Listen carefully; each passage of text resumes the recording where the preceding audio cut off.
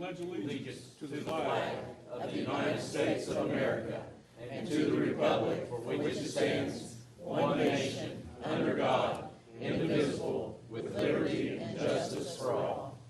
Thank you.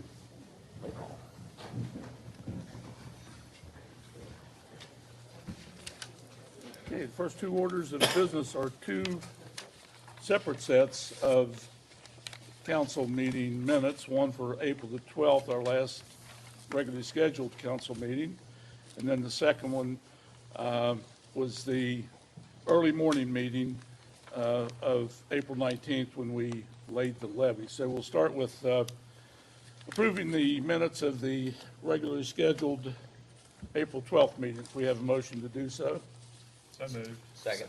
Okay, it's been moved and seconded that the minutes of the regularly scheduled April 12th meeting, 2022, be accepted as presented. All in favor indicate by saying aye. Aye. Those opposed by a like sign, that motion carries. Thank you. Next, reading and approval of the minutes for the special council meeting, which was a very short one at 8:30 in the morning on April 19th, as required by law, where we approved the levy rates. So if we have a motion to accept those minutes. So moved. Second. We have a motion and a second to approve the minutes of the special council meeting of April 19th, 2022. All in favor indicate by saying aye. Aye. Those opposed by a like sign. Motion carries. Thank you. Next, we're lucky to have with us this evening the president of New River Community and Technical College, Dr. Bonnie Copenhaver, who's going to favor us with some information on that great institution. So, welcome, Doctor. Thank you. Thank you for this opportunity to share some information about New River Community and Technical College. Ever since the pandemic ended, it has been my goal to meet once or twice a year with city councils and county commissions and the like, just to talk about New River and to share some of the good things that we are doing. In case you're not familiar, New River does have 4 campuses. There's, of course, the campus that's in Raleigh County. We have one in Lewisburg, Summersville, and Princeton. We have an advanced technology center in Gent, and we actually have something called the One Room University in Marlington in Pocahontas County. The city council there actually pays the rent for us to have space in a small building, so our students can come there if they need to get on the internet, have a class over Zoom, or whatever, since that is a rather remote place to be. The current enrollment at New River for this year is about 1,100 students.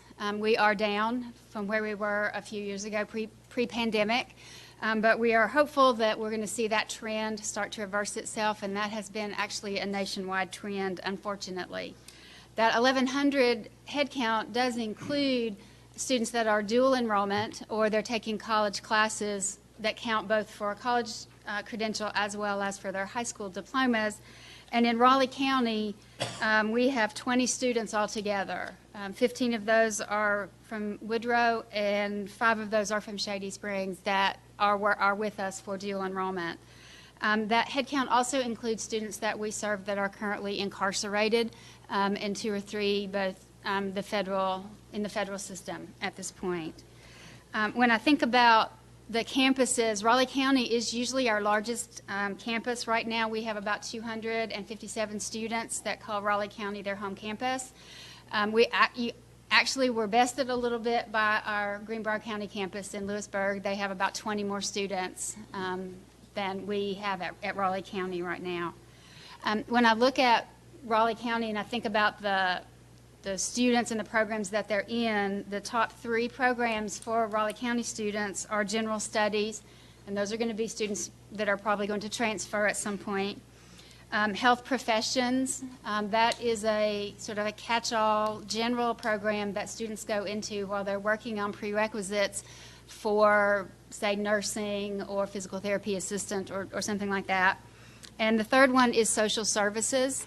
This is actually one of our most active programs on campus. The students do a lot of community outreach as they're working on their social services degree, and many of those students do transfer on to do a 4-year degree in social services as well. One of the questions that I get asked a lot about lately is about the COVID money that the institution has received. So for all 3 rounds of COVID money, the institution received a little over $4.8 million that we've been able to use for both the college as well as for our students. So for example, CARES money, the first round of COVID money was almost $689,000. And of that, $344,000 went directly to students in the form of a check. For Carissa, we received almost $1.6 million, and $784,000 went to students by way of a check. And ARPA money, we received a total of almost $2.6 million, with almost $1.3 million going directly to students. That was just pass-through money that went straight to them to help them with their life and their living. The institutional portion of that money, anything that was not awarded to students, we, of course, bought a lot of PPE, a lot more advanced cleaning technology that's available out there. We've spent time upgrading our facilities in the HVAC area to make sure that we have healthy buildings. We've put a lot of money into technology. All of our classrooms will be equipped for Zoom by the time the fall semester starts. We replaced computers for faculty and staff and gave them all brand new laptops instead of desktops to facilitate that remote working and teaching online. Two of the best things that we have been able to do with the institutional portion of COVID money is we set up a emergency fund. Students will drop out of college for sometimes as little as $250 of a financial crisis. So car breaks down, cable is about to get shut off because you can't pay your bill, and if you don't have cable, then you don't have internet. And especially right now with the rising cost of gas, a lot of the students have been reaching out for emergency money for gas, and we award up to $500, and most of the students who asked for less, we went ahead and gave them $500 to help keep them in school and to keep them going during these difficult times. The other thing that we have done with the vast majority of our COVID money, our institutional dollars went to paying off past balances for students. We went back to the spring of 2020 when the pandemic first hit, and we cleared balances for anybody. Students sometimes just can't pay their balances, and so we have been doing that, including this spring semester. We did pay off balances as well, so students aren't having any debt. They're not having that hanging over them if they're not able to pay, even after they receive financial aid or scholarships of some description. We have applied for more COVID money under the 4th round, and it is our intention to keep paying some of those past balances for at least maybe another semester or two, and to put more money into student emergency scholarships, because the money goes very, very quickly once we make an announcement that it's out there. One of the most exciting things that I hope everyone has heard about that New River is doing is the creation of our aviation mechanic program. This is in conjunction with the New River Gorge Development Authority as well as the Raleigh County Regional Airport. We did receive a $300,000 federal earmark through Senator Capito's office. We've received almost $500,000 in state assistance, and there's a request right now with the governor to do a special one-time allocation to New River so that we can break ground within the airport walls, fence within the confines of the airport, and be able to build our facility where this will be held. Originally, we had targeted January of '23 to start the program. I'm afraid we are not going to make that deadline. The FAA was under federal mandate to redesign their curriculum. They were very, very slow in complying with the federal mandate and did not announce what that new curriculum would be until April, just very, very recently. So we have to wait in line for them to do that. And we now, though, can go ahead and plan our curriculum and get it through other processes that we have to start a new program, while we're waiting on the FAA to come and be a part of that. It is I think, an exciting time for New River.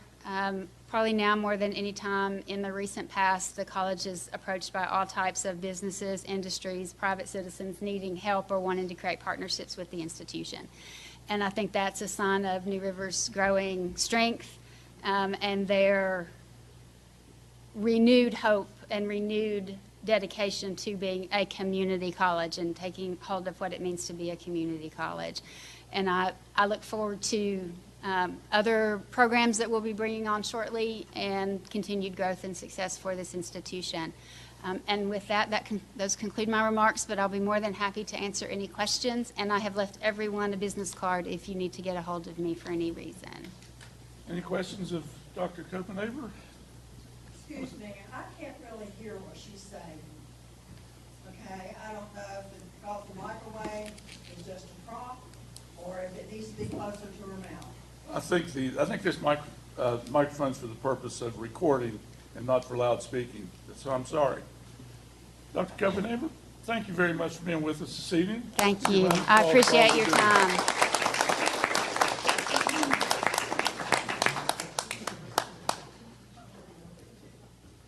Okay. Next, we have a resolution for the agreement with USA Pools, which involves lifeguards. Mr. Fowle? Thank you, Mayor. Yes, tonight I will read a portion of this resolution. What this resolution does, it authorizes the mayor of the city of Beckley and Mr. Trump, our recorder treasurer, to enter into a contract with USA Pools of Delmarva, otherwise called USA Management LLC, and this will authorize the USA Pools of Delmarva to operate our two pools, which will be the New River Park Pool and the historic Black Knight Pool. And as stated, as you will see, that these pools will be operated from Memorial Day through Labor Day this summer. I will read this resolution, and it'll be up to council to approve it. The cost, I might add, will be approximately $130,900 for the summer. That will be the total cost for the operation of both pools, which are going to be managed by this corporation. This resolution is titled Resolution, Be it hereby resolved by the Common Council of the City of Beckley that the mayor of the City of Beckley is authorized to enter into a contract or agreement with USA Pools of Delmarva, USA Management LLC, in which USA Pools of Delmarva shall manage the city's swimming pools at historic Black Knight and New River Park, and shall provide and maintain adequate staffing levels, including lifeguards, to operate both locations from May 28, 2022 through September 5, 2022. Mayor, I'll pass this back to you. Very good, thank you. Mr. Trump, you've been close to some of the negotiation with USA Pools. Do you have anything to add to the resolution? If you look at the figures, $130,000 seems like a lot, but we've gone back the last few years that the pools were actually in operation, and that's pretty close to what the city would spend if we furnished our own lifeguards and did all the things that this company plans to do. We will recover some of the money through pool fees, concession stand fees, and everything. So pools generally don't make money, but the loss on the pool will be right in line with what we always had in the past, probably in the $20,000 to $30,000 range when all's said and done. Very good, thank you, sir. Any other questions of Mr. Trump regarding the USA Pools agreement? I have one thing. I did read this, and it said that there would be, they wanted a Wi-Fi hotspot at both facilities. Is that already in there? Yes, it will be there prior to pools being open. Okay, thank you. Any other questions? If not, do we have a motion to approve the resolution? So moved. Second. Been moved and seconded, the resolution to approve the agreement with USA Pools.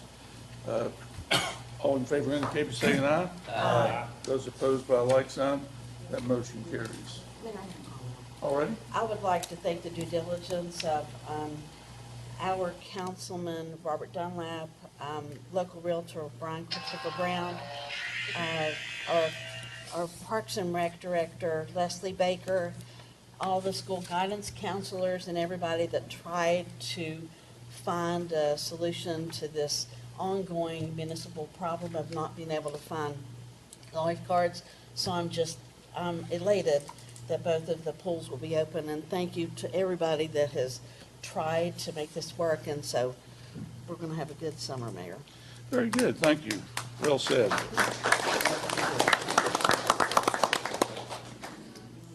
Next, we have a resolution that was addressed by the Director of Theater West Virginia at our last meeting.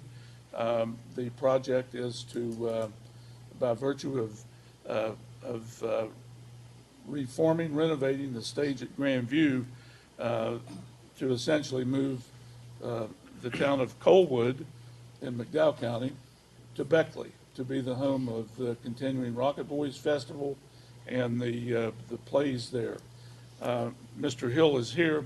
I recall at the last meeting, Scott mentioned that over the years, they have had visitors from all 48 continental United States, and I don't think there's any doubt about the contribution that Theater West Virginia makes to our local economy, to things like B&O and things like 1% consumer sales and use tax.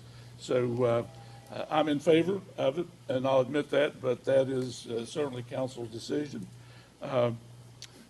Scott, would you like to say anything prior to the reading of the resolution? I'm just here for any questions that you may have. Hearing none, Mr. Fowle, you have the Mayor. resolution? Yes, sir. This is titled Resolution, whereas Scott Hill, Executive Director of Theater West Virginia, recently appeared before the City of Beckley Common Council requesting the city make a contribution to Theater West Virginia in the amount of $15,000 to assist with the cost of constructing a theater version of Colwood, West Virginia on the Grandview stage, which will be used in telling the story of the Rocket Boys of McDowell County, and whereas due to the positive economic impact the productions of Theater West Virginia bring to the city of Beckley, Raleigh County, and all of southern West Virginia, as evidenced by vehicles parked in the Grandview parking lot during the summer representing up to 48 states. This $15,000 contribution represents an excellent economic development investment in this area. Therefore, it is hereby resolved by the Common Council of the City of Beckley that the city make a $15,000 contribution to Theater West Virginia for the reasons stated above. Mayor? Thank you, Mr. Fowle. We have a motion to approve this resolution. So moved. Second. Motion and second to approve the resolution as described by Mr. Fowle. Any other discussion? All in favor of the resolution indicate by saying aye. Aye. Those opposed by a like sign. That motion carries. Thank you. Thank you, Scott. Next, Mr. Jeremiah Johnson and your engineering crew, prior to the second reading of three issues regarding stormwater and sanitary sewer rates. Would you like to say a few words and point up some of the facts on your maps?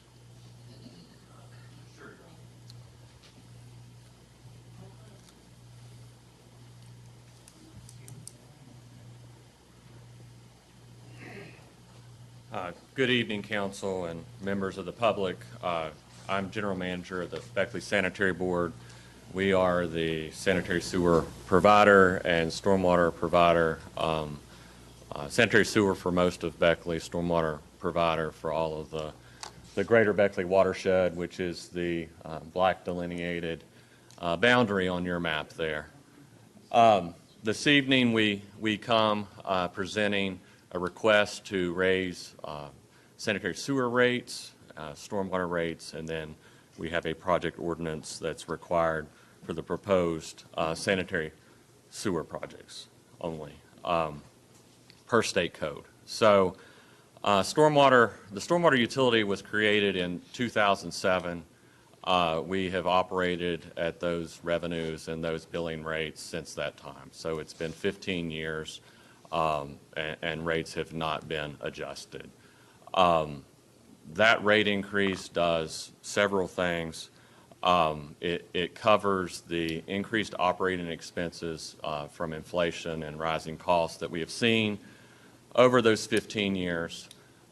We also have a need to fund stormwater improvements, infrastructure improvements.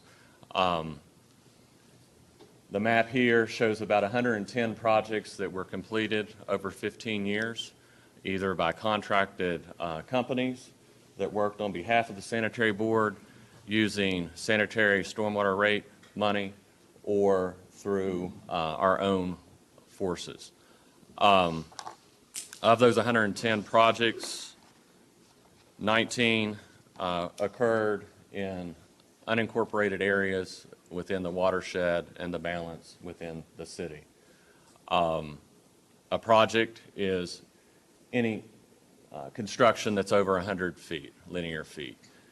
While we've done 110 projects, the map on, I guess, everyone's left shows planned improvements or needed improvements that we worked with our engineering firm, the Thrasher Group, which is in attendance this evening, to document places that we've got problems, that residents have problems. A project here is on here because somebody has called wanting something fixed. Many of those have been on for many years. You know, right now, our stormwater improvements are pay-as-you-go construction. We did do $2 million of stormwater bonds several years ago, but we have no remaining bonding capacity. So of those projects there, which, you know, that stormwater plan has 60 projects on it, of which we've already completed 2. One on Chesla and Cromwell Lane off of Stanford Road, the other one on Chase and Jonathan Drive, which is also outside the city, off of Eisenhower Drive. We've got 2 under construction, those being the Carter Street City Avenue project, which is a $1.2 million sanitary sewer and stormwater replacement project, and then the project at Koch and South Fayette Street. Besides those that we've started, this plan identified the Hartley, Beckley Little League, and Pinecrest project as the #1 priority, and the reason why it's the #1 priority is because of the number of folks that are being impacted by the project, and that the project, I've got, as I explained to my board and city council members, I've got newspaper headlines that date over 60 years.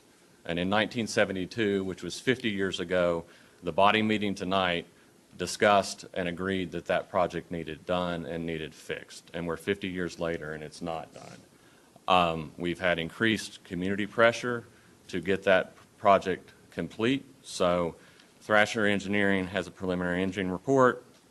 It's a $5.6 million project, $3.2 million of which will be a stormwater portion of the project.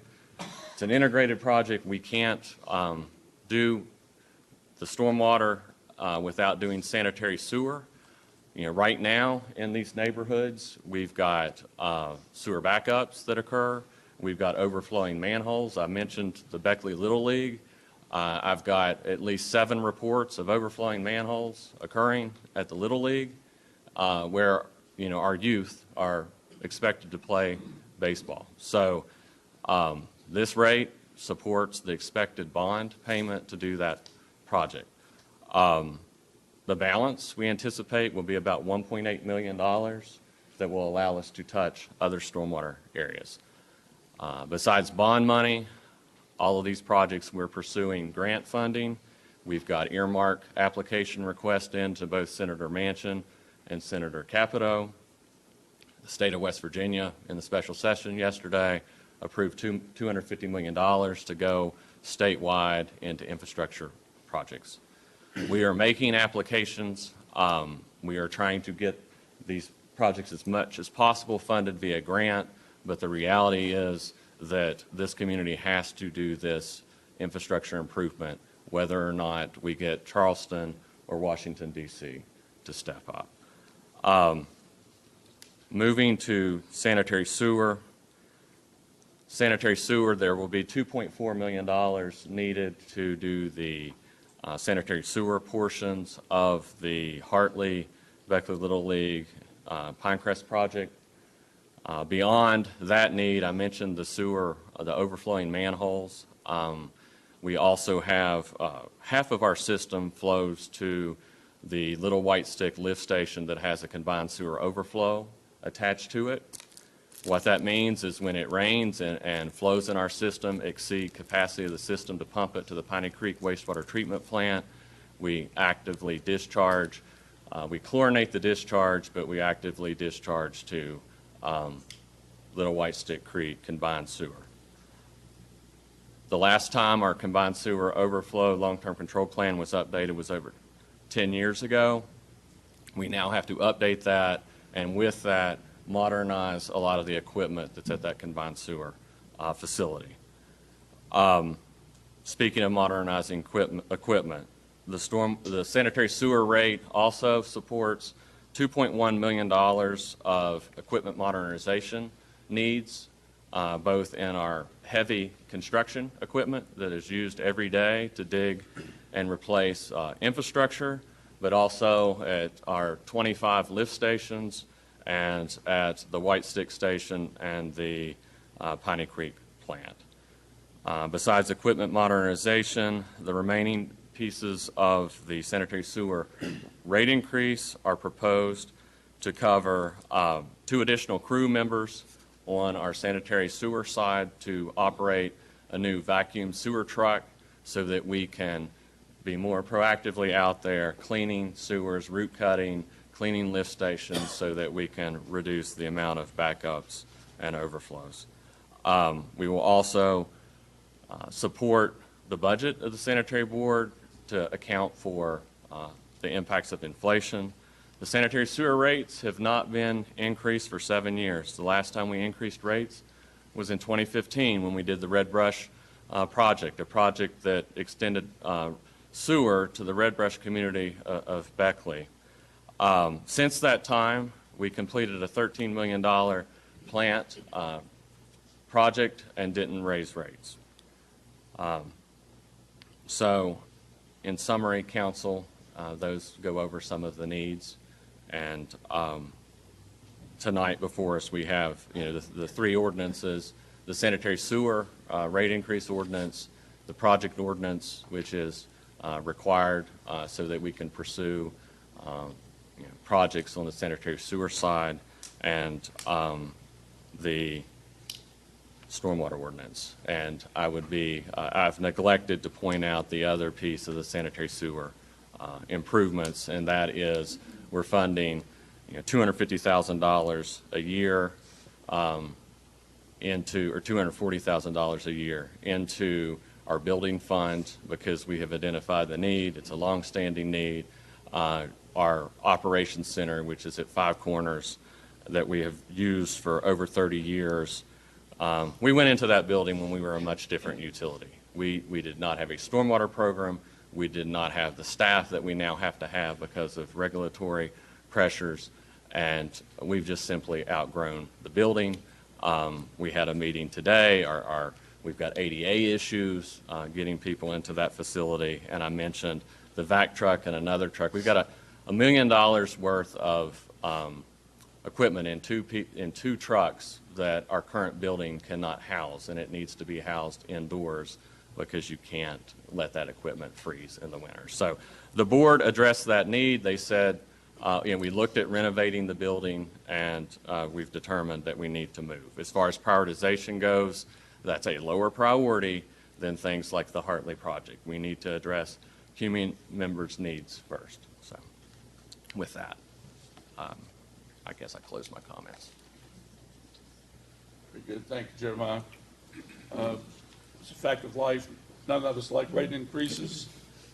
I think we've all read where Appalachian Power plans to increase residential rates by $18 a month.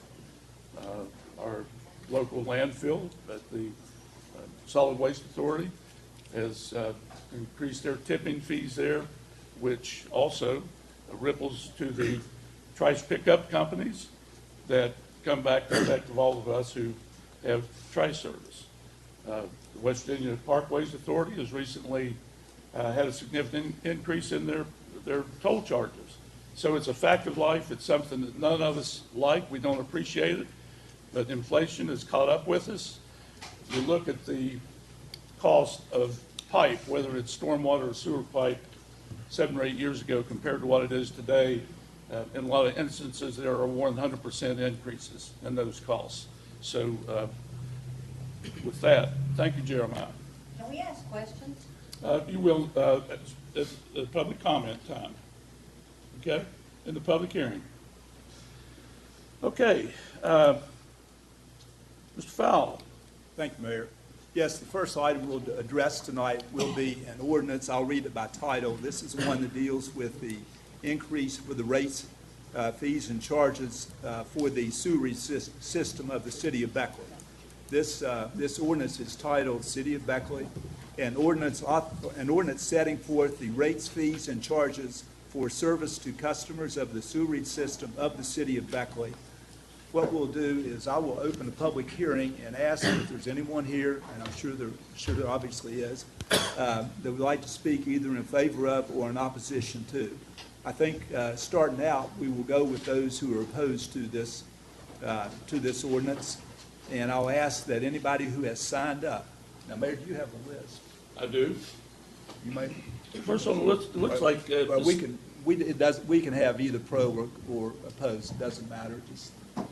Just follow the list. Be fine. Okay, first name on the list is Stephen New. Is Stephen here?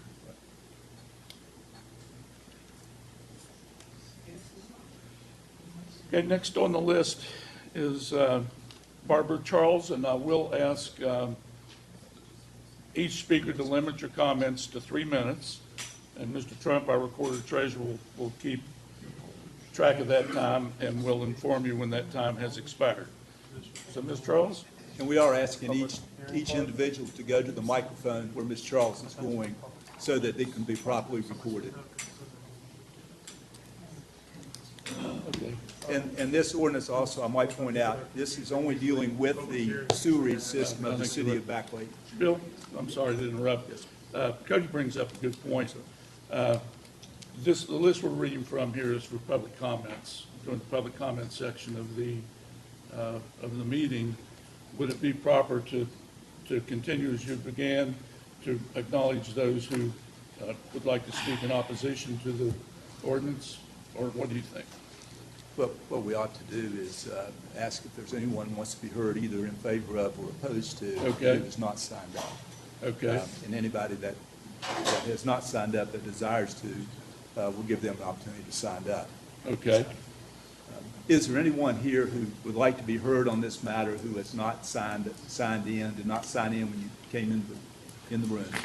I actually don't really want to make a comment, I just want to ask a question. Okay. So, that's what you've asked, we asked questions, I was just wondering about how they determine sewage rate to begin with. Okay. The sewage rate, where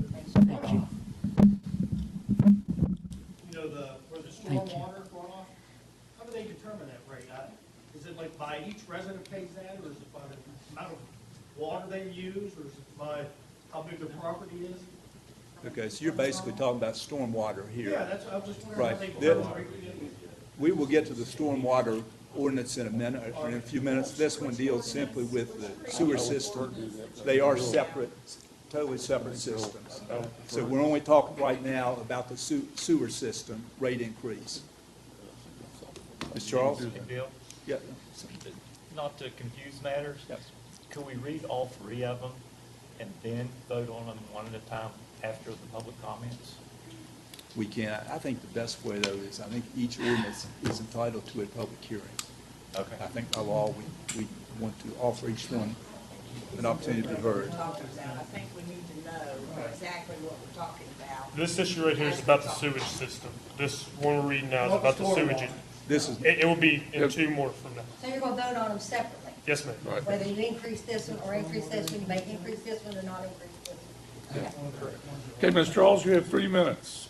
Thank you. Thank you. This is to the mayor, the city council, and citizens of our community. We, the board of directors and the membership of the NAACP, are not here to protest, but rather we are here to get an understanding of the 5 W's, the who, the when, the where, and the why of the raising of 8% of our sewer bills. In a time on a depressed, aging, and working population, underpaid in our time of despair, and naturally a COVID-19 virus. I got a call today from Mr. Jeremiah Johnson, and we met him in his office and with the engineer. We talked about this. What can we do to help our citizens here who are going to go through hardships, who are already not paying and getting their Medicare paid for, and giving up food in order to pay bills that are steady going up on us. What can we do to compromise or come to some understanding? Because we're hurting everyone that is in here. We don't have the capacity and the money. We don't get 8% raises as seniors. What can we do to help in this matter? And he stated to us that, or at our meeting, that really the increase is needed for the department. I said, I don't understand that. But we also have other measures that are coming down. There's a lot of grant funding coming from the government. Can we not go and meet with Senator Joe Manchin in Charleston with the NAACP and others to see if we can rectify and get other monies that will aid us in helping us to put together some programs that more, not the ones we have, but more programs that can aid individuals over the next couple of years while we struggle through this pandemic? And he said, yes, that is possible. We will see. We are going to set up an emergency meeting. I not only sit as president of the Raleigh County NAACP, but I am also now the state vice president of the NAACP. And on this level, we will call an emergency meeting with Senator Joe Manchin to see if we can alleviate the cost and the things that's going on in the southern portion of our state, because so much money is going to the northern part. We're not getting anything here. And also to ask Senator Joe Manchin to establish an office again in our Beckley community. We're ready to ask for relief.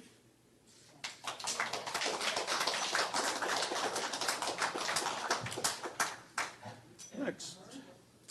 So we're going to continue on the list, Bill. That's your recommendation? Yes. And if anybody's name is called who does not desire to be heard on the sewer rate increase, just please advise us, and we'll move to the next person. Okay, it looks like, is it Xavier Oglesby? Xavier. Xavier? Yes.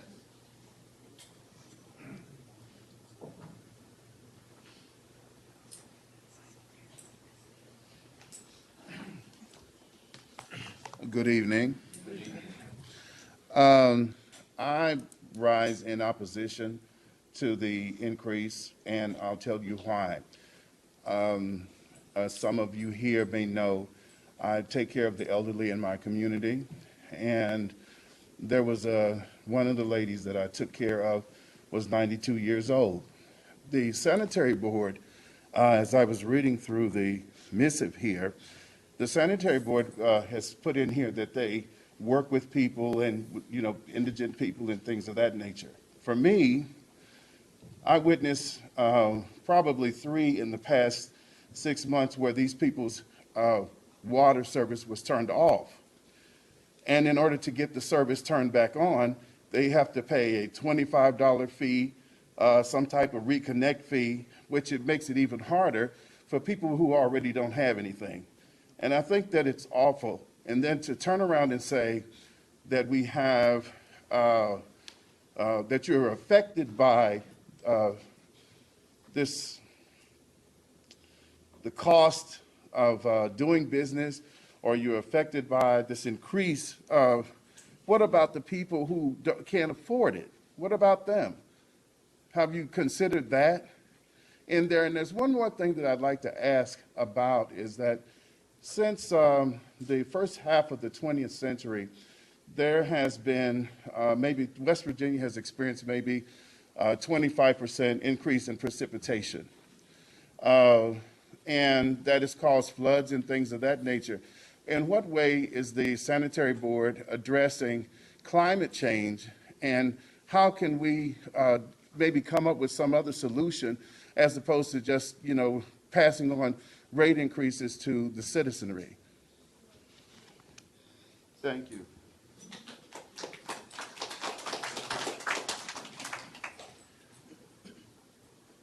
Okay, this does involve the sewage issue right now, as opposed to other things before us, right, Mr. Fowle? That's correct.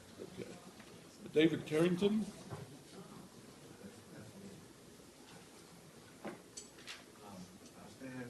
wanted to talk not with the about the sewage system or anything. I was wanting to know about that people get evicted. I'm trying to figure out who I need to talk to about this because I was wrongfully evicted. So that's all I came to the meeting for. I need to know who I need to speak with and talk to. Okay, not to interrupt, but that would be a topic for public comments, and we really need to keep this public hearing to the matters at hand. That's what I'm saying. Okay, that's fine. Yeah, so let me make a note here, and when we get to the public comment section of the agenda, we'll ask you to make that comment, okay? Yes, sir. Thank you. Thank you. Jackie Kraus?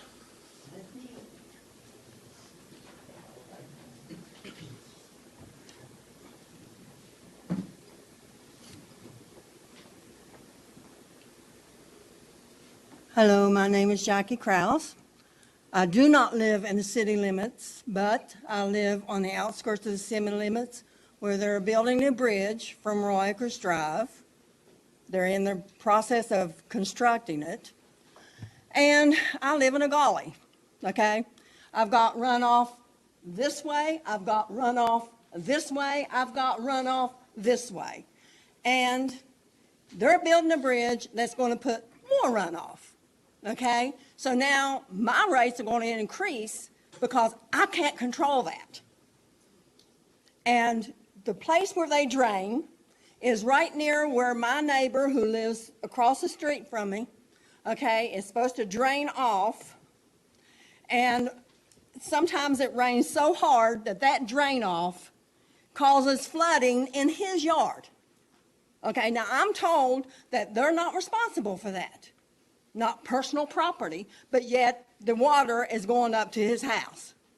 So the only thing I've ever seen sanitary board do in my area is clean up debris.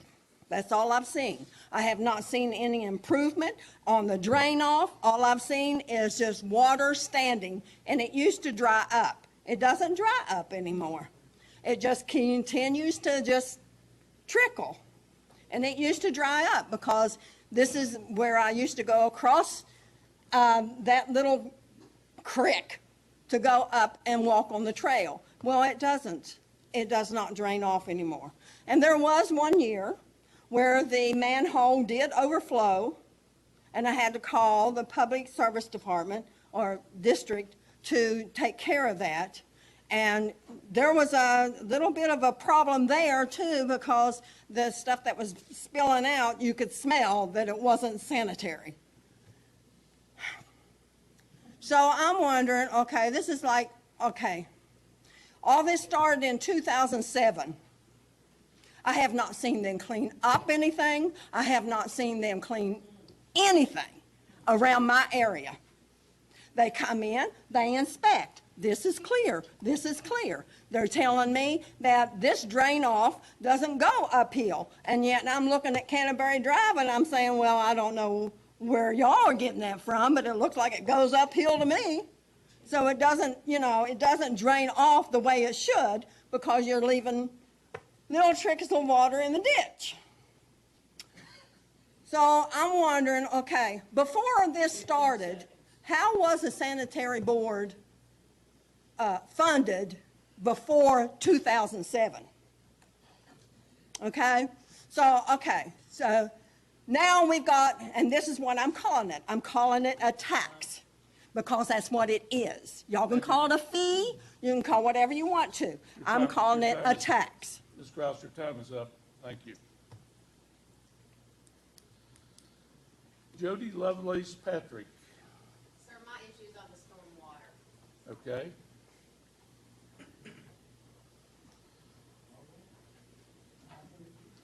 Is this Bill Crump?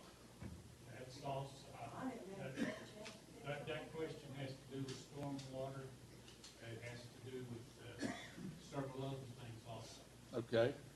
Can I speak on that? Let's wait till let's wait until the stormwater ordinance comes up. Well, this connects into the stormwater. We're talking about it here. Let's go ahead and let the Okay, gentleman sure, do go it. ahead. I'm sorry for the confusion. We have three separate ordinances, and even though they're interrelated, So my apologies.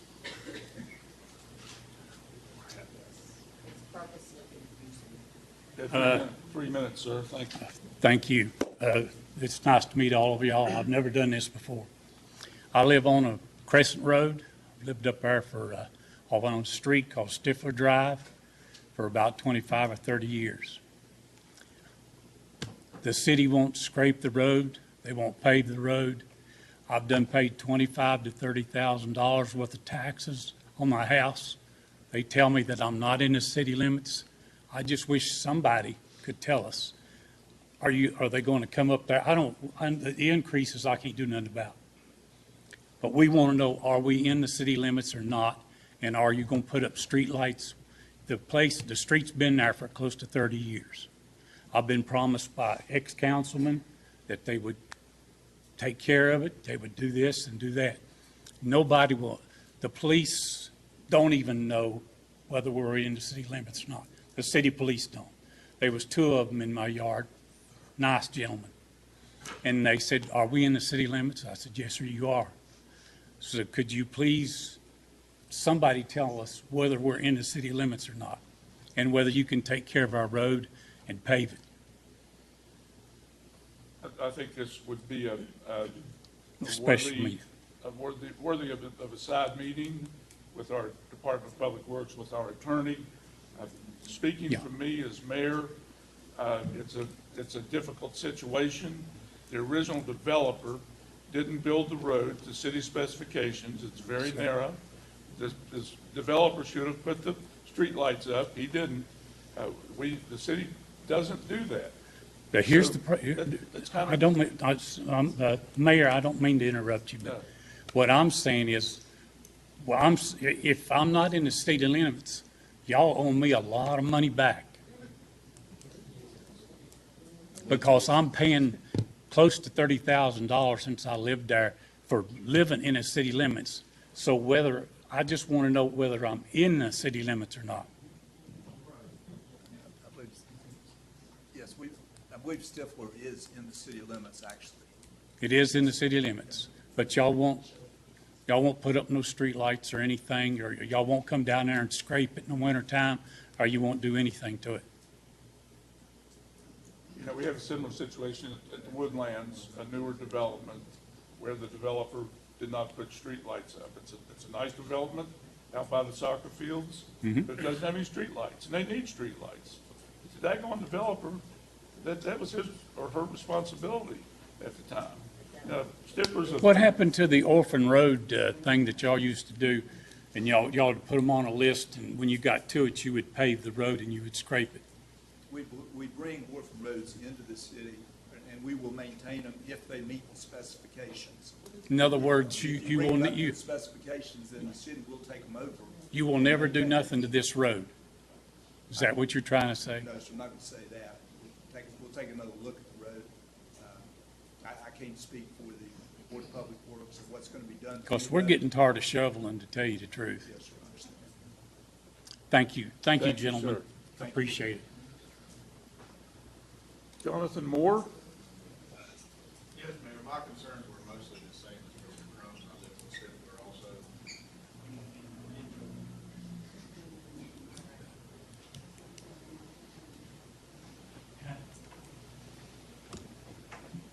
Thank everybody for the moment of time here.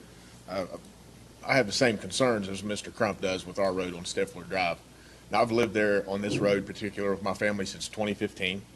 And I hear exactly what you're saying, and I understand where you're coming from, that the previous construction of the road should have been done a different way. But all purposes, I feel we're being penalized for something that was never even of our nature of doing. This road is actually tearing our vehicles up. There's potholes. Someone did come in a few weeks ago or a few months back and actually did try to put some patch on the road, and that was greatly appreciated and has helped. But in instances in the past where I've spoke to other individuals along the way, that if we have an emergency, let me just paint a picture. If we have a very bad winter and we have an emergency where we need an ambulance situation, I don't know who's supposed to come.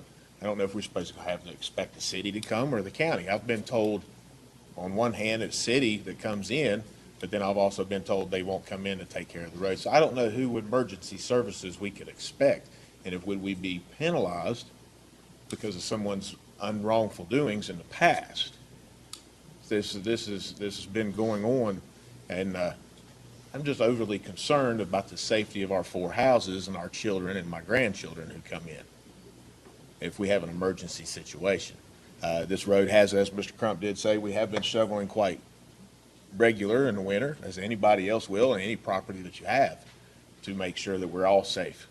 But the concern with the stormwater roll-off, and I understand what you're saying, that it needs to be up to standards for you to take it over. But none of us actually have that money to put it up to standard. And we're paying all these taxes with everything accumulated. But how and where can we get this resolved going forward and need definite direction and help? Just definite help for the safety of everyone there. I don't want emergency services coming in with having to bring a gurney to bring any one of us out and get stuck. Just painting a picture, because that's actually what we're looking at and fearful anytime something happens with bad winters. 15 seconds. Thank you, sir. That's really all that I can do and say to the point, and I appreciate your time. Thank you very much. Mel Kessler. Okay. Ronnie Pack. I'm here to actually address both issues, so I'll just do them combined. And I have something already prepared here. I want to reiterate what the First Lady was speaking about. He talked about increase of operating expenses. Well, we all have operating expenses that are increasing also. With inflation, it's out the roof. People can't afford their medicine. They're thinking about whether they should come buy food, and you all are wanting to increase our rates on sewer and stormwater. Also, I think he said, I don't remember his name, that they had requested grants and bonds in the amount of $250 million. What'd you say? What was the $250 million? 250? There's a reference to $250,000. The stormwater improvement bond is $5 million. Okay, you all have requested grants and bonds to help pay for this? We have pending grant applications Okay, in the amount of what? in the amount of,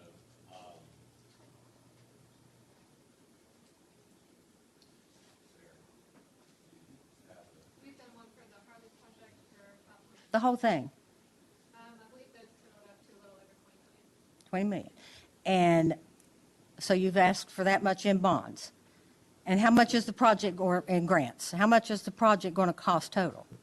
Well, my question here is, if you get those bonds or you get those grants, whatever you've requested and help for funding, but you go ahead and raise our rates, that's just additional money. So are we going to get a reimbursement if you get those grants? I don't think so.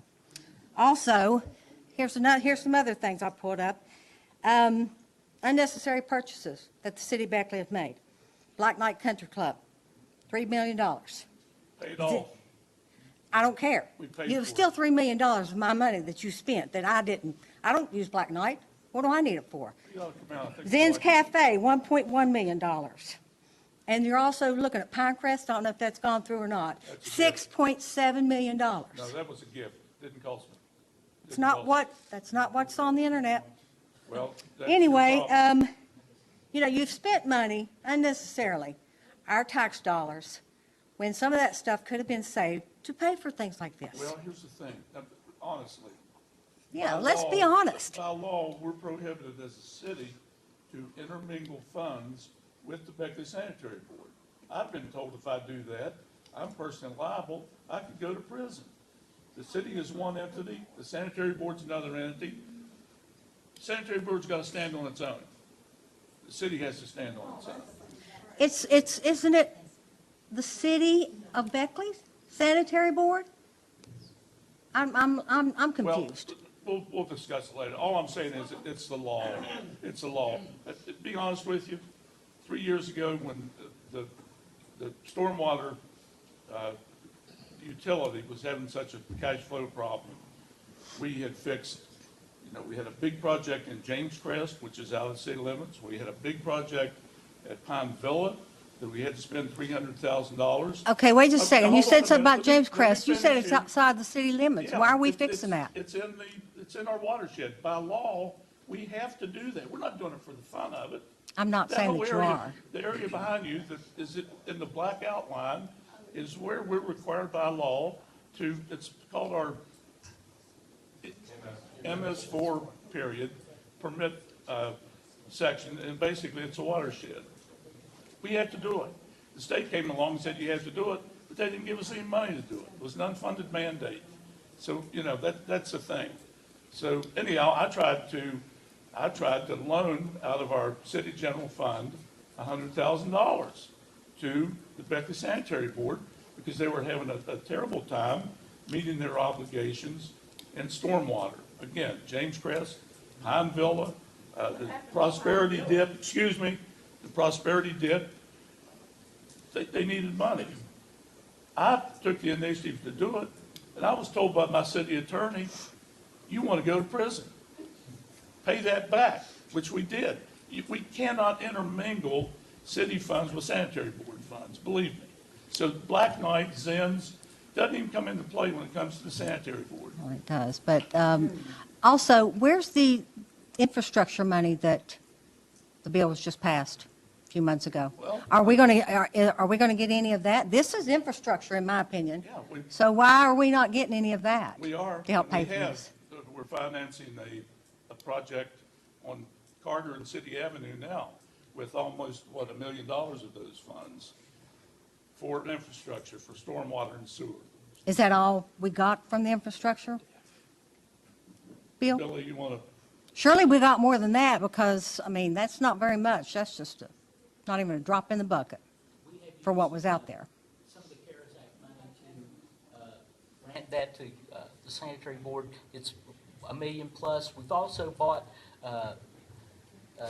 Jeremiah talked about the vacuum truck, which was over $500,000. That was an infrastructure project that we paid for out of the grant money. All the grants that have been applied for, at best, if we get awarded the grants, we won't realize any money till probably 2023, late 2023. Okay, so you say you get that infrastructure money and you get $50 million. Are you going to give us our money back? Or decrease our rates? He talks too about AEP getting ready to raise the rates again. Does AEP give money you're back? killing people. How they gonna heat their homes and just survive day to day? That's all I've got to say. We don't mean to cut you off, but we have a room full of people. I see that. I said I'm done. Thank you. I'm done. Appreciate it. I got a question. How was the sanitary board funded before 2007? ratepayers have, when you flush your commode, you pay a fee for the sewer service.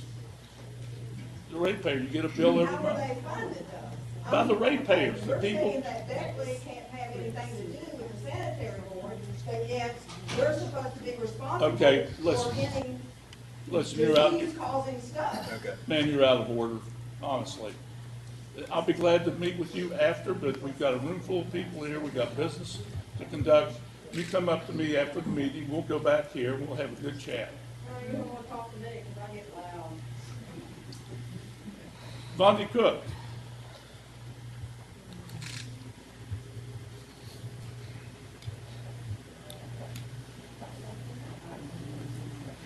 I want to thank my friend Bill File for separating these things out. He knows I'm a pastor and I can't say anything in 3 minutes, so he gave me 6 minutes between both of the pieces together. But it's been my privilege to be a part of the city of Beckley for almost 32 years.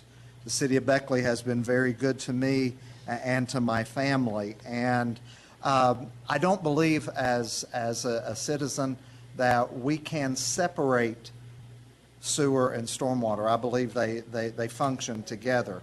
And as others have shared here today, my concern is that we're not looking at a 97% increase in just stormwater. We're looking at almost 150% increase because we're looking at sewer and stormwater together. And as we are now coming out of COVID, I know that my wife and I operate a small business here in the city of Beckley. She has a counseling service that's located on North Canal Street. I know that our bottom line has been strained. I know that many other folks like myself, pastors, et cetera, have gone through very difficult times with our 501c3s. Things are very difficult for us. So I don't think that we can tie these pieces, we have to tie them together. And so as we discuss this evening, I hope that you will not just look at one or the other. I know that's how we have to vote parliamentary. I understand that process.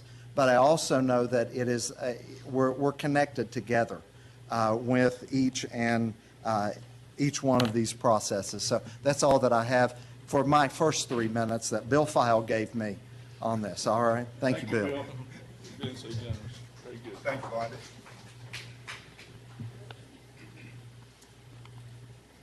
Okay. So I guess that wraps up the public hearing for the sewer. Oh. I have one hand raised online, Okay. sir. All right.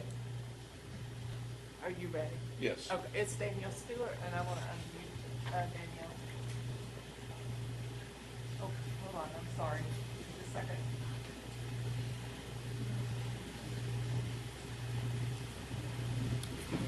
Okay, Danielle should be online.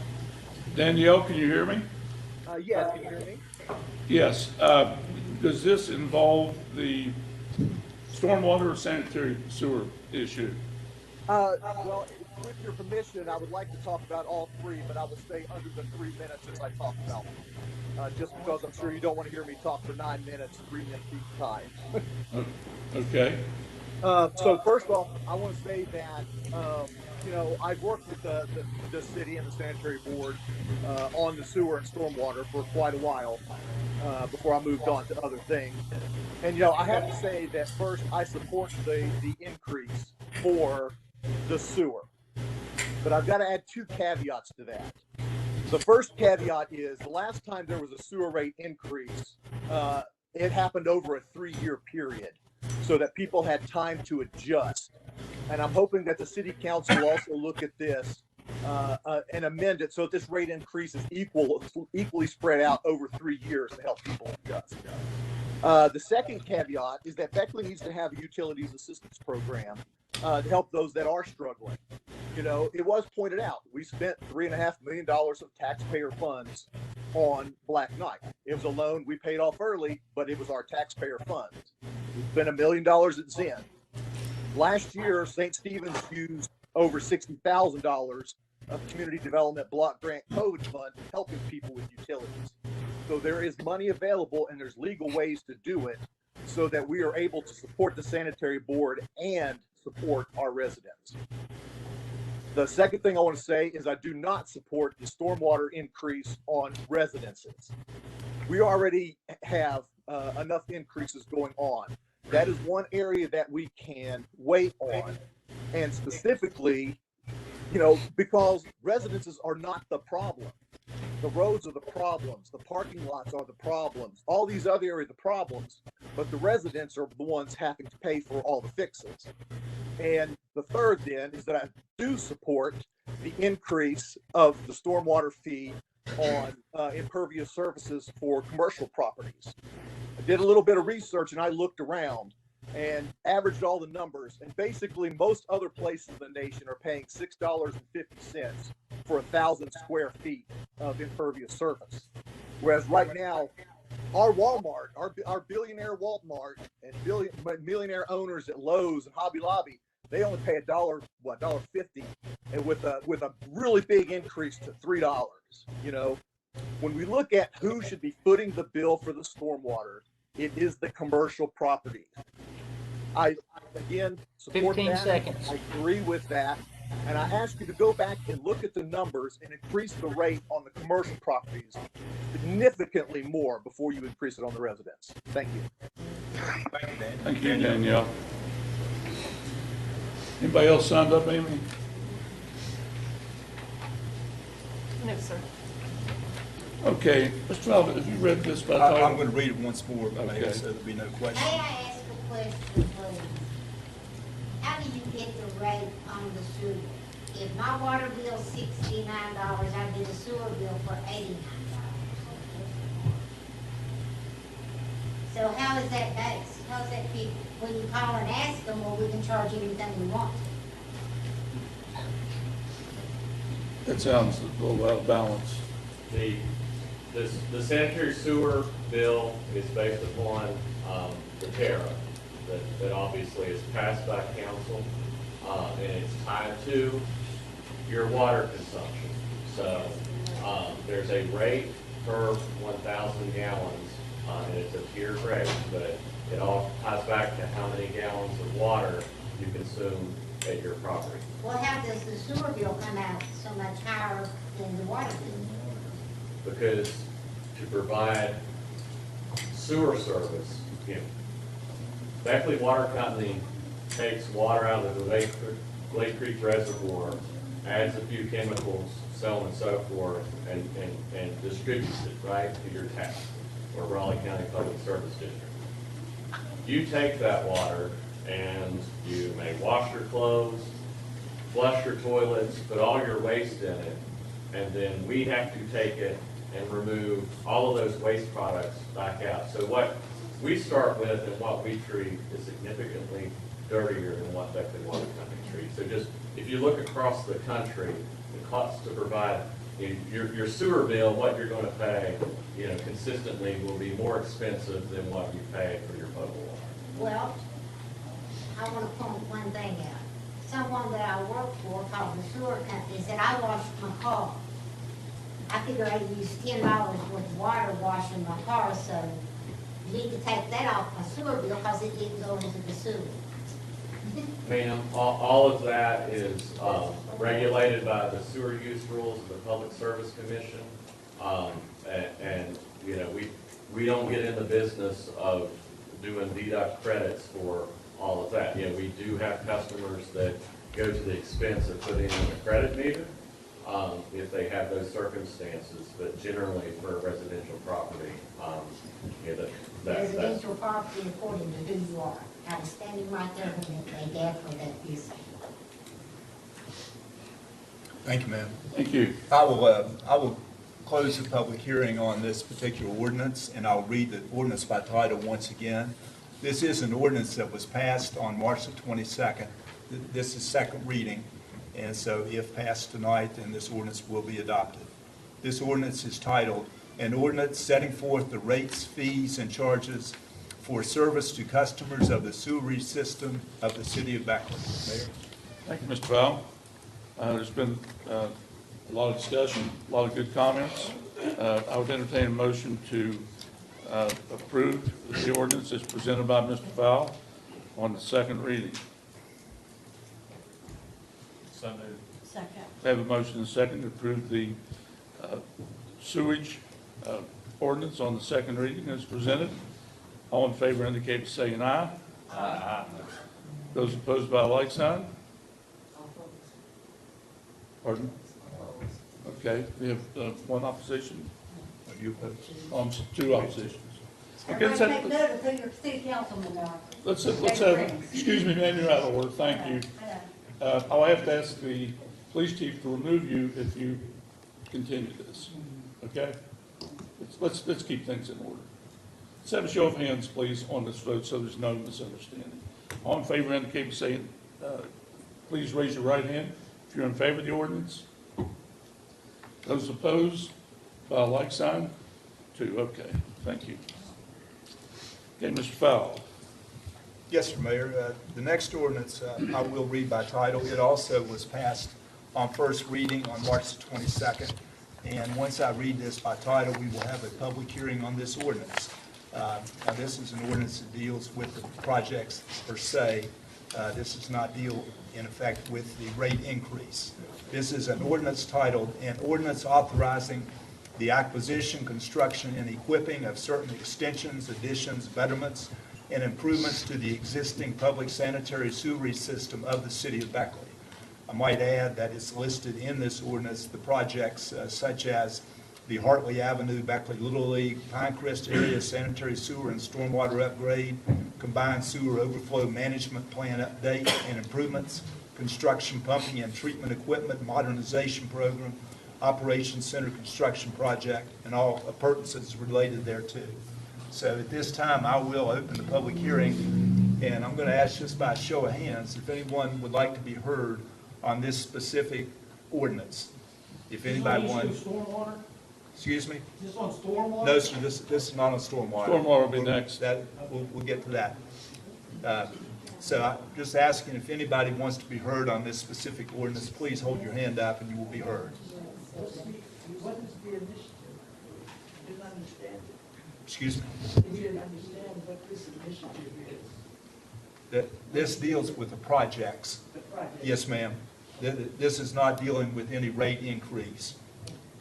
This is to authorize the sewerage projects to take place in these certain areas. Okay, there appears to be no one here. Let me ask, there is somebody online or on the phone?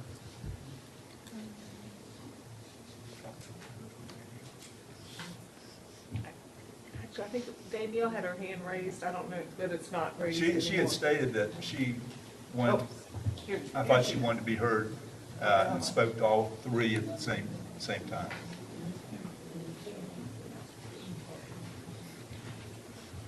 Yes, and I apologize for that, but I just couldn't let it go, and I will be very, very clear. You know, I look at that map that Jeremiah has up and all those projects, the first thing that comes to mind is, why now Hartley? Why all of those things over the last 50 years, all those things and more over the last 50 years, now we're going to do Hartley. And I look at the Little League, and I remember us talking about it, 800,000 some project way back in 2016, you know, to fix the Little League. Why the Little League now? Why Hartley and the Little League now? And so I looked around what has changed. And really, the only thing that has changed, despite the say of public outcry, is the Trinity Motor sales with all of that unpaved, impervious parking lot. And yeah, it's going to have some catchments and stuff, but we know that that water is going to run off there and it's going to flood the Little League field. And the project required to address all of that water coming from Trinity is the real reason that we're wanting to do these projects, because we've had 50 years, over 50 years to do these projects and we chose not to. So thank you again, and I'm sorry I just couldn't let that one go. Thank you. Anyone else have any comments, either in favor of or in opposition to this ordinance? If not, I'll read this ordinance by title once again and turn it back to you, Mayor. Thank you, This sir. ordinance is titled, "An Ordinance Authorizing the Acquisition, Construction, and Equipping of Certain Extensions, Additions, Betterments, and Improvements to the Existing Public Sanitary Sewerage System of the City of Beckley." Mayor. Thank you, Mr. Fowle. Any other questions of Mr. Fowle regarding this before we ask for a motion to approve it? If not, I would request a motion for approval on the second reading of the motion as the ordinance is presented by Mr. Fowle for the betterment of their sewage system. So moved. Second. Have a motion second to approve the second reading of the upgrade to our sewage infrastructure. All in favor indicate by saying aye. Aye. Those opposed by a like sign. Any? Okay, very good. Thank you. Motion carries. Thank you. Mr. Fowle? Thank you, Mayor. Yes, this will be the third and final public hearing of the evening. I will read this ordinance by title, then I will open the public hearing. This ordinance did pass on first reading on March 22nd, 2022, and if approved on second reading tonight, then it will become the law of the City of Beckley. This ordinance is titled, "An Ordinance Amending Article 5, Sections 9-602, 9-603, and 9-604 of the Code of the City of Beckley, West Virginia, as the same applies to stormwater management and surface water discharge control and applicable rates and fees. I believe Mr. Johnson, Jeremiah Johnson, the general manager of the Beckley Sanitary Board, has already addressed what this ordinance does cover. I will open the public hearing at this time. And I think the Mayor, would you prefer just to ask if they'd like to hold their hand up, or do you want each one? My suggestion would be, let's ask who would like to be heard on this ordinance. That's all right with you, Mayor. It's fine, sure. Looks like we have at least Okay, three. let's start over here. Melvin, you please step to the mic. And once again, we do have a 3-minute limit on comments, please.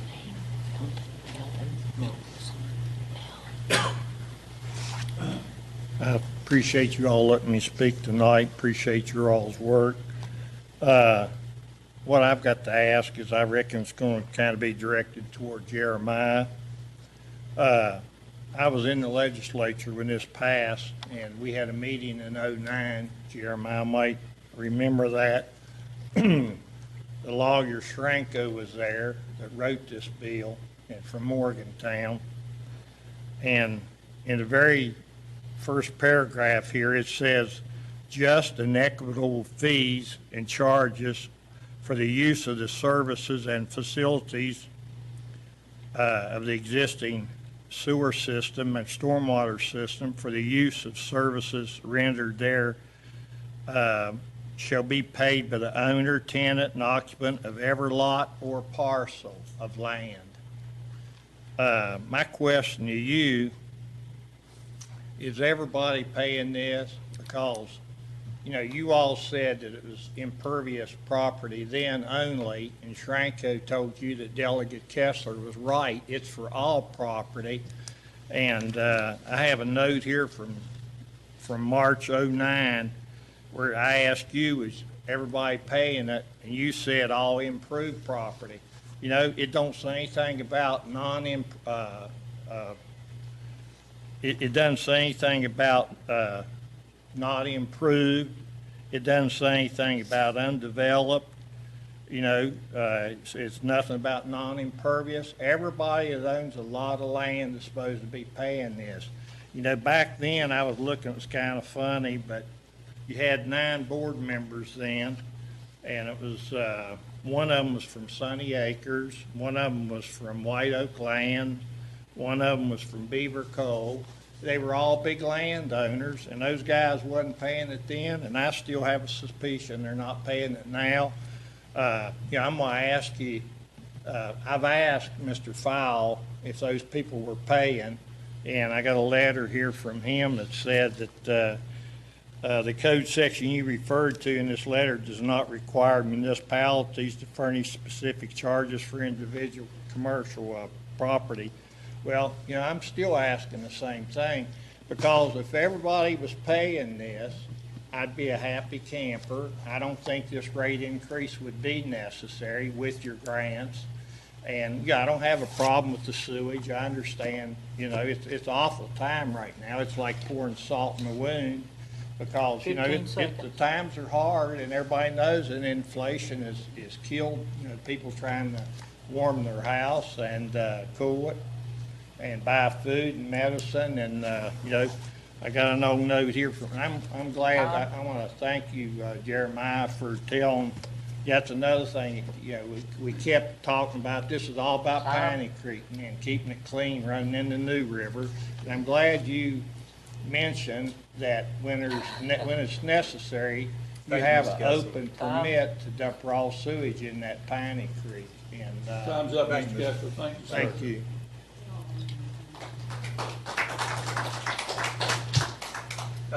Who else in the audience that has not been heard or would like to be heard on this issue? Yes, sir, you've been very patient.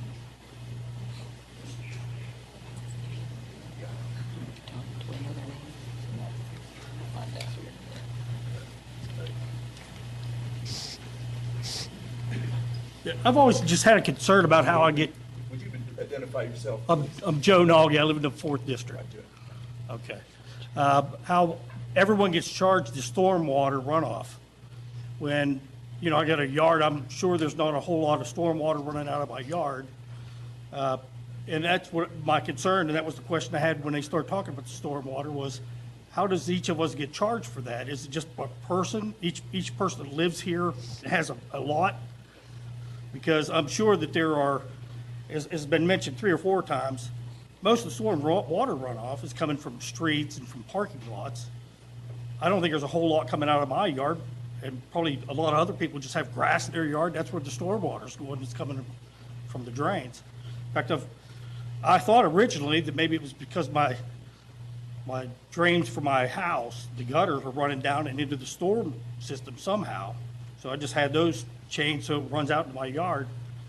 But I can't understand how, if each person was paying the same rate, it seems to me that someone's getting a heck of a benefit from that, especially if they have a large parking lot and the water's running out. Those are the ones that should be taxed, not the individuals out there that have a residence. If you don't mind, would you address that quickly, Jeremiah said?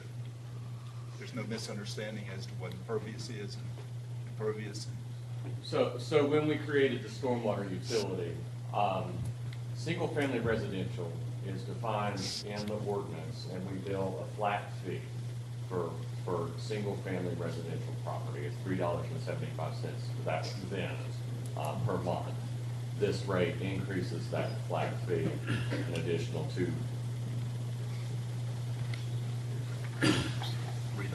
Yes.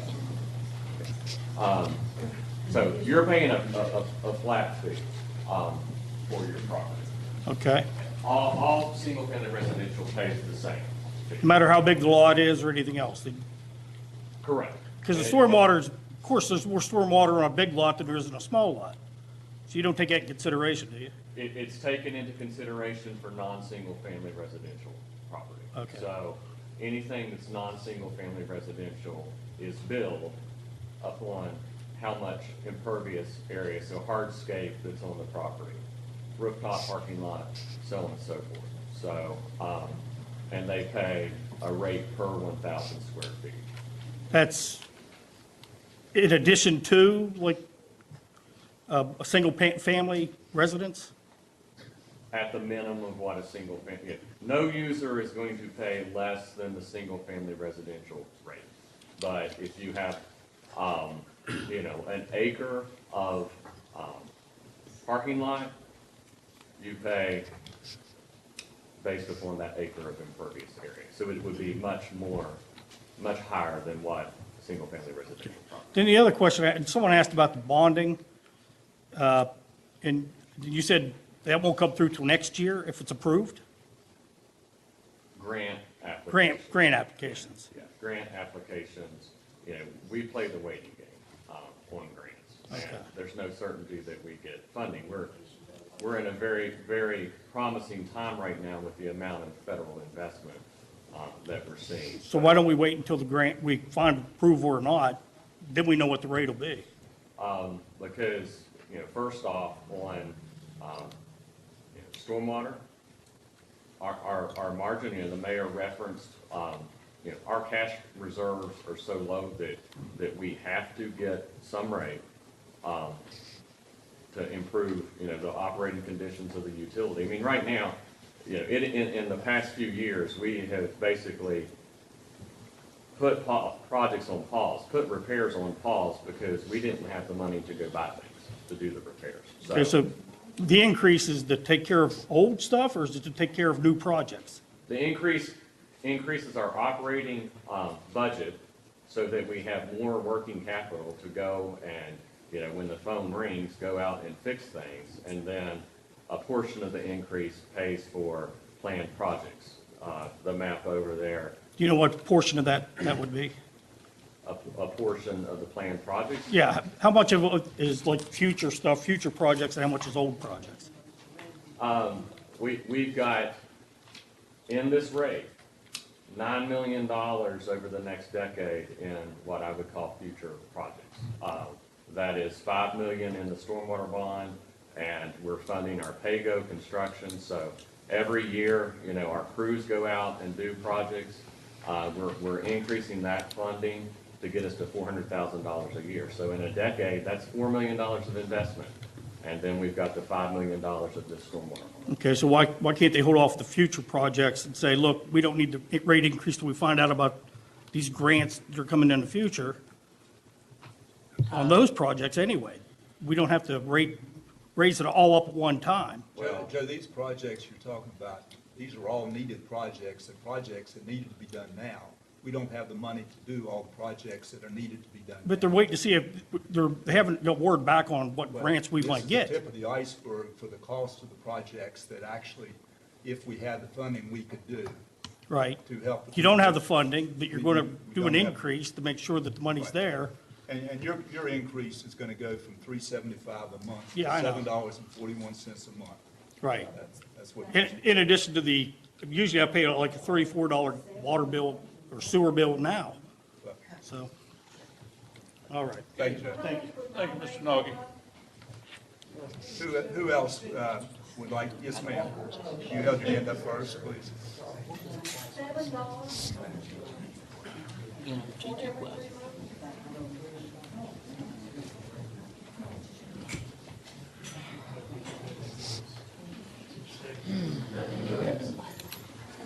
Hello, Name, please. Michelle Kincaid. I live on the very edge of city limits. City limits is across from me. I'm not in city limits, which is fine with me. My question is, where does stormwater cover? What part of, I know it covers city limits, but where does it cover outside of city limits? Raleigh County, all of Raleigh County? No, ma'am. If you look at the map behind you, the dark outline describes the portion that is covered by stormwater. It's basically our MS4 permit that the state requires us to maintain.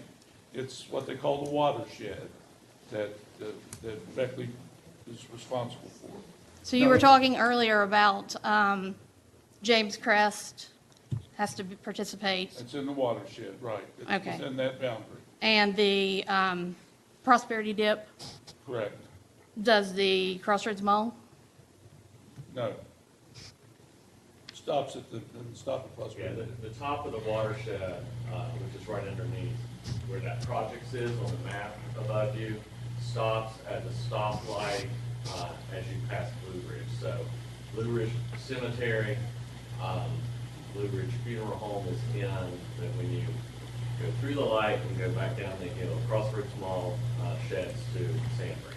So That was my next thing, because I had property at Sam Ranch and we did not have to pay stormwater. Yeah, and I thought that everybody might find that interesting, is people here have to pay stormwater. If you move right outside, you don't have to. And I had property at Sam Branch, Maple Fork, and in Mount Hope on the Raleigh County side. So that's, people might find that interesting. Thank you. And then also, why is it that residential, sewer and stormwater is tied together, of course, but why is it that residential has to pay the same percentage amount as the commercial? Why did they not raise commercial more than residential? We don't flush our commodes more than Walmart does.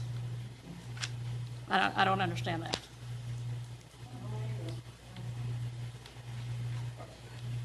you're saying, I'm saying on your paper here, everybody's paying 39%, 39% increase is what it comes out to be.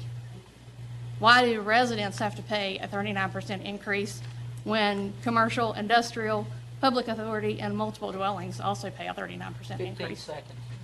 because the rate base was constructed so that the percentage is applied the same to all our customer classes. We didn't load it more on commercial customers or more on institutional customers. So the residents have to pay as much as what they do, even though we don't use as much sewage as they do. Your bill is based on usage. So if you're using 2,000 gallons a month and Walmart's using 100,000, their bill's gonna be a lot more than your bill will. Okay. Well, it doesn't look that way, and I think that's really confusing to people. Thank you. on Thanks, this. man. Yes, who else would like to be heard? Yes, sir. I just have a question as to That's these, fair. once again, these fees that they're being, that people who have their services disconnected. If they couldn't pay the original bill, why are they being charged $25 for a reconnect fee and deposits and things of that nature, which makes it even more difficult? On top of the increases that we're talking about here today. That's the question that I want to have answered to. Somebody could please answer that for me. Go right ahead. Mr. Oglesby, correct? I appreciate your question. So the customary fees and charges that come on the sanitary sewer and wastewater side, yeah, that side is heavily regulated by the Public Service Commission. I'm sure folks know that. The idea of recovering, fees for, disconnect, reconnect, all of that, is within the construct of the Public Service Commission.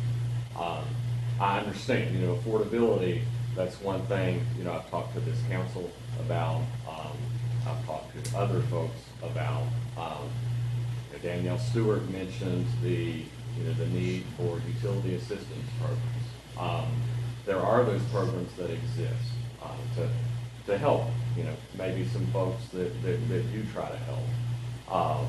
Those are administered through the West Virginia DHHR and through one that just was created by the federal government. It's something that utility managers like myself in our organization petitioned the federal government to start an assistance program like and it's modeled after the federal household energy assistance program. So the low income heating program out there, as of last month, they just launched that program for water households. So that's where people get help. But to your question as far as the other tackle and charges, those are customary charges that are permissible, allowable, and within the sewer rules of the Public Service Commission.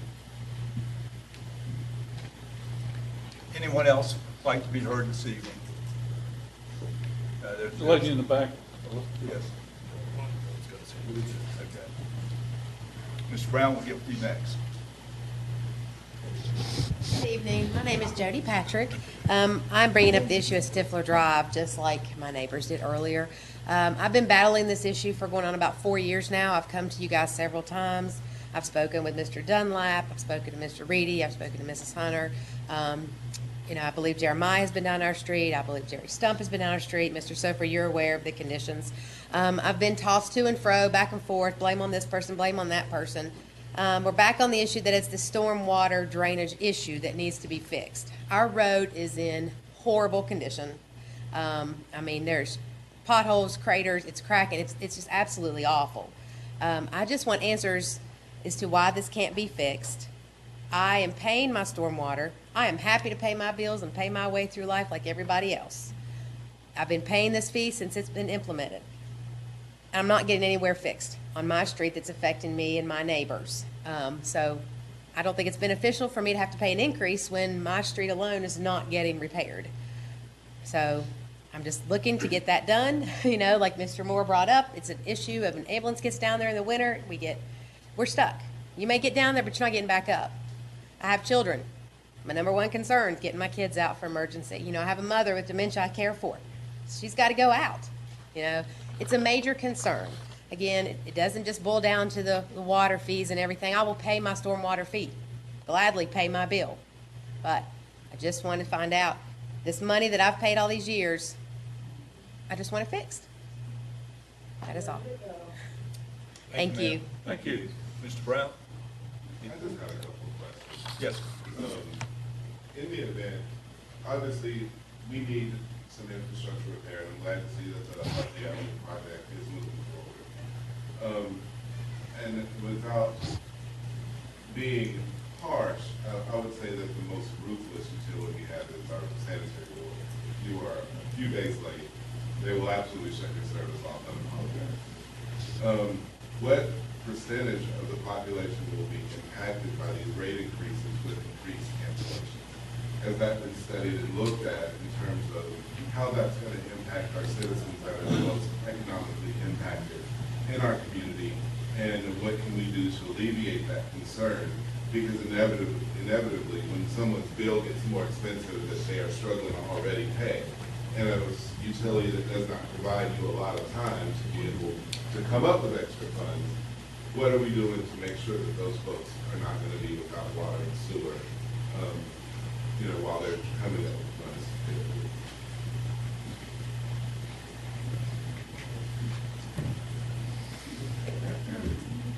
I'd like to ask one quick. Yes, sir. Mr. Evans. The property uptown, do they pay stormwater? The owners, yes. They do. Absolutely. They do. Are there any other, this is a public hearing, I'll ask, are there, yeah.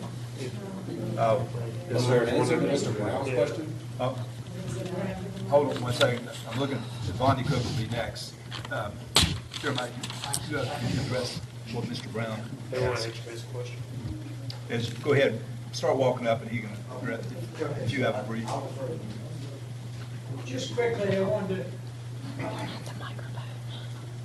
in a lot of cities, the sewer company, the sewer company and the water department are under one department. Yes. And they send you one bill. Yes. That saves a lot of money right there.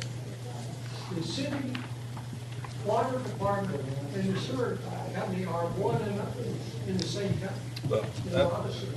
Yes, sir. Unfortunately, the city of Beckley does not own Beckley Water Company. That is a privately owned business.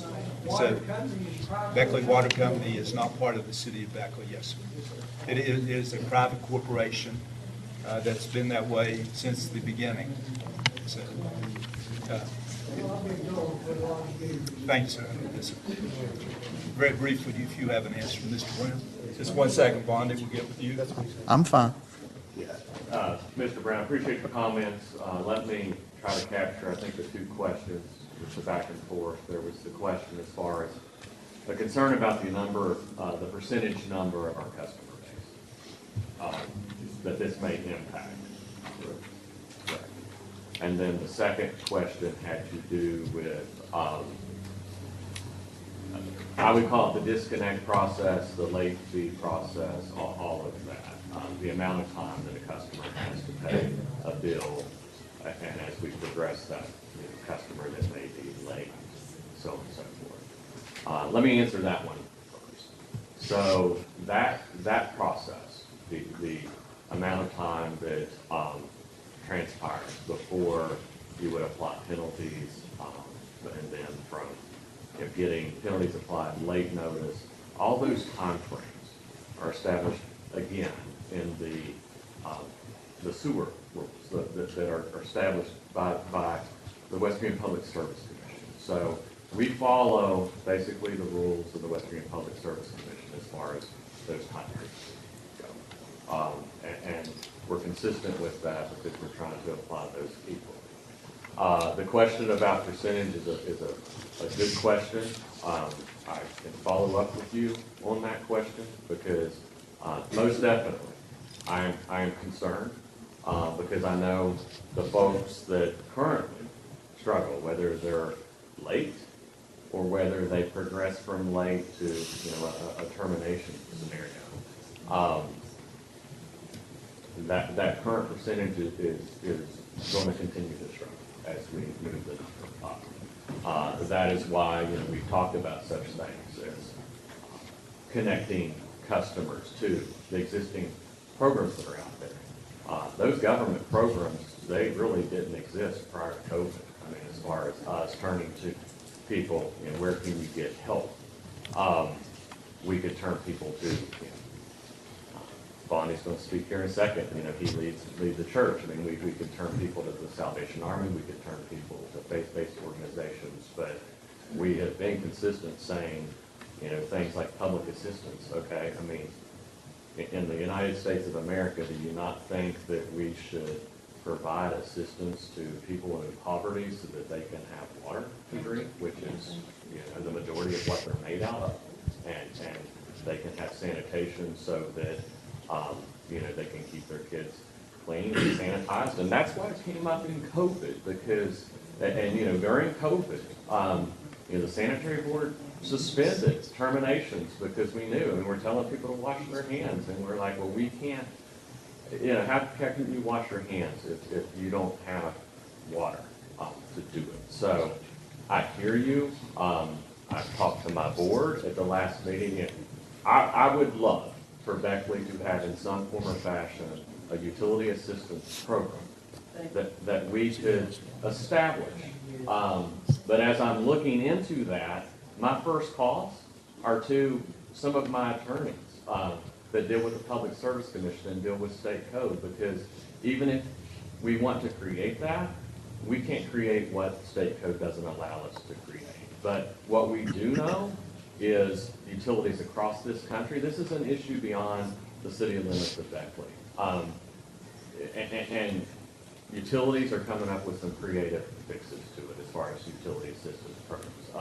Most of those are occurring out of the state of West Virginia, and they're occurring by privately held utilities like West Virginia American Water. But definitely we're looking into that. We know it wasn't important before this rate increase. It'll be more important after this rate increase. And I'd be happy to follow up with you on better numbers in the next day.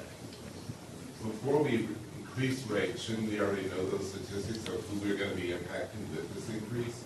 I think it's important to understand what impact that's going to have on the community and what the root cause of that is going to be. So to me, I think that we need to defer a vote on approving this ordinance until after we have that data for everyone to consider and know who's going to be negatively impacted by this increase. And we have run those numbers. I don't have those numbers before me this evening, but I will follow up with you on those numbers. Thank you. Thank you, sir. If you would, please. Again, I'm Vondi Cook, and I want to thank Jeremiah. He would much rather have been at the beach tonight than in this place to answer our questions. I pastor Cross Point Church here in Beckley, and we are considered a commercial agency when it comes to stormwater and those things. Our current rate right now is $175 per month. That is what we pay to stormwater, and right now it's going to jump now to $350 per month for us. Many were asking about commercial places. I know that we're a 501c3. We don't pass that on to our constituents like Walmart or someone else does. But any rates like this will increase the bottom line, and that is always passed along to those of us who are consumers. But my question for the council tonight concerning this is, like my friend in the back there, he asked, why is this proposal an all or nothing? Why can we not at least look at maybe some slight increase? I know that it's been a long time since Stormwater has requested any kind of an increase, but to add that to the 40%, which was just approved by council tonight, to add another 97% for this particular bill, is there any wiggle room? Is there any way for us to do that? I know that the way resolutions are written, that pretty much you're locked into the way that those things come out and are done that way. But can we maybe table this and look at some steps that can come together? Because if this is approved tonight, West Virginia will be Beckley will be only second to Morgantown in our costs. I'm sorry, Beckley would jump to would be second to Martinsburg in stormwater cost, which that again would be passed along to everyone else. And a sidebar to this, I think it's been alluded to a little bit this evening, is that for the folks that are paying, how many are not paying? I've been told, and this, my grandmother said, don't believe anything you hear and only half of what you see. And when it comes to, are there persons and places in the city of Beckley that are not paying their stormwater, then you come to those of us who pay religiously each and every month. I know it was bad. It was bad. I'm sorry. I'm sorry, but it was bad. You come to us because we are the ones that pay our bills. We are the ones that you can count on. But if those that are not shouldn't we at least start to try to do something for those that are able? Not the ones that are not, but those that are. And when it comes to the funding for this with infrastructure, I truly don't understand the law. I would like someone to give me the statute and let me read it for myself. 15 seconds. The city of Beckley is doing very well. With WVU Tech coming back in, I'm so pleased that the Mountain State issues have helped us. But understand the city of Beckley is doing well. I'm concerned that a lot of our constituents, those that I pastor and other folks here have addressed, aren't doing as well as the city. So I ask that you would consider maybe a change, a table to address the possibility of a lesser increase at this time. Thank you. Thank you.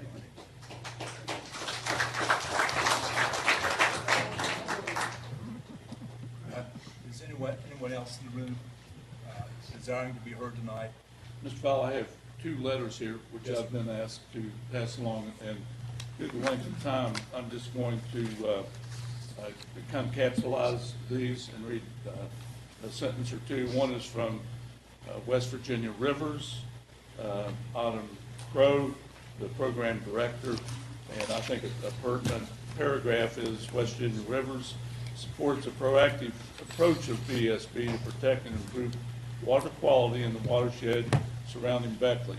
We understand that these approaches often require sewer and stormwater rate increases, which can disproportionately affect low and fixed income households. We support BSB's work to connect low income and fixed income customers with household water assistance programs to lessen this impact.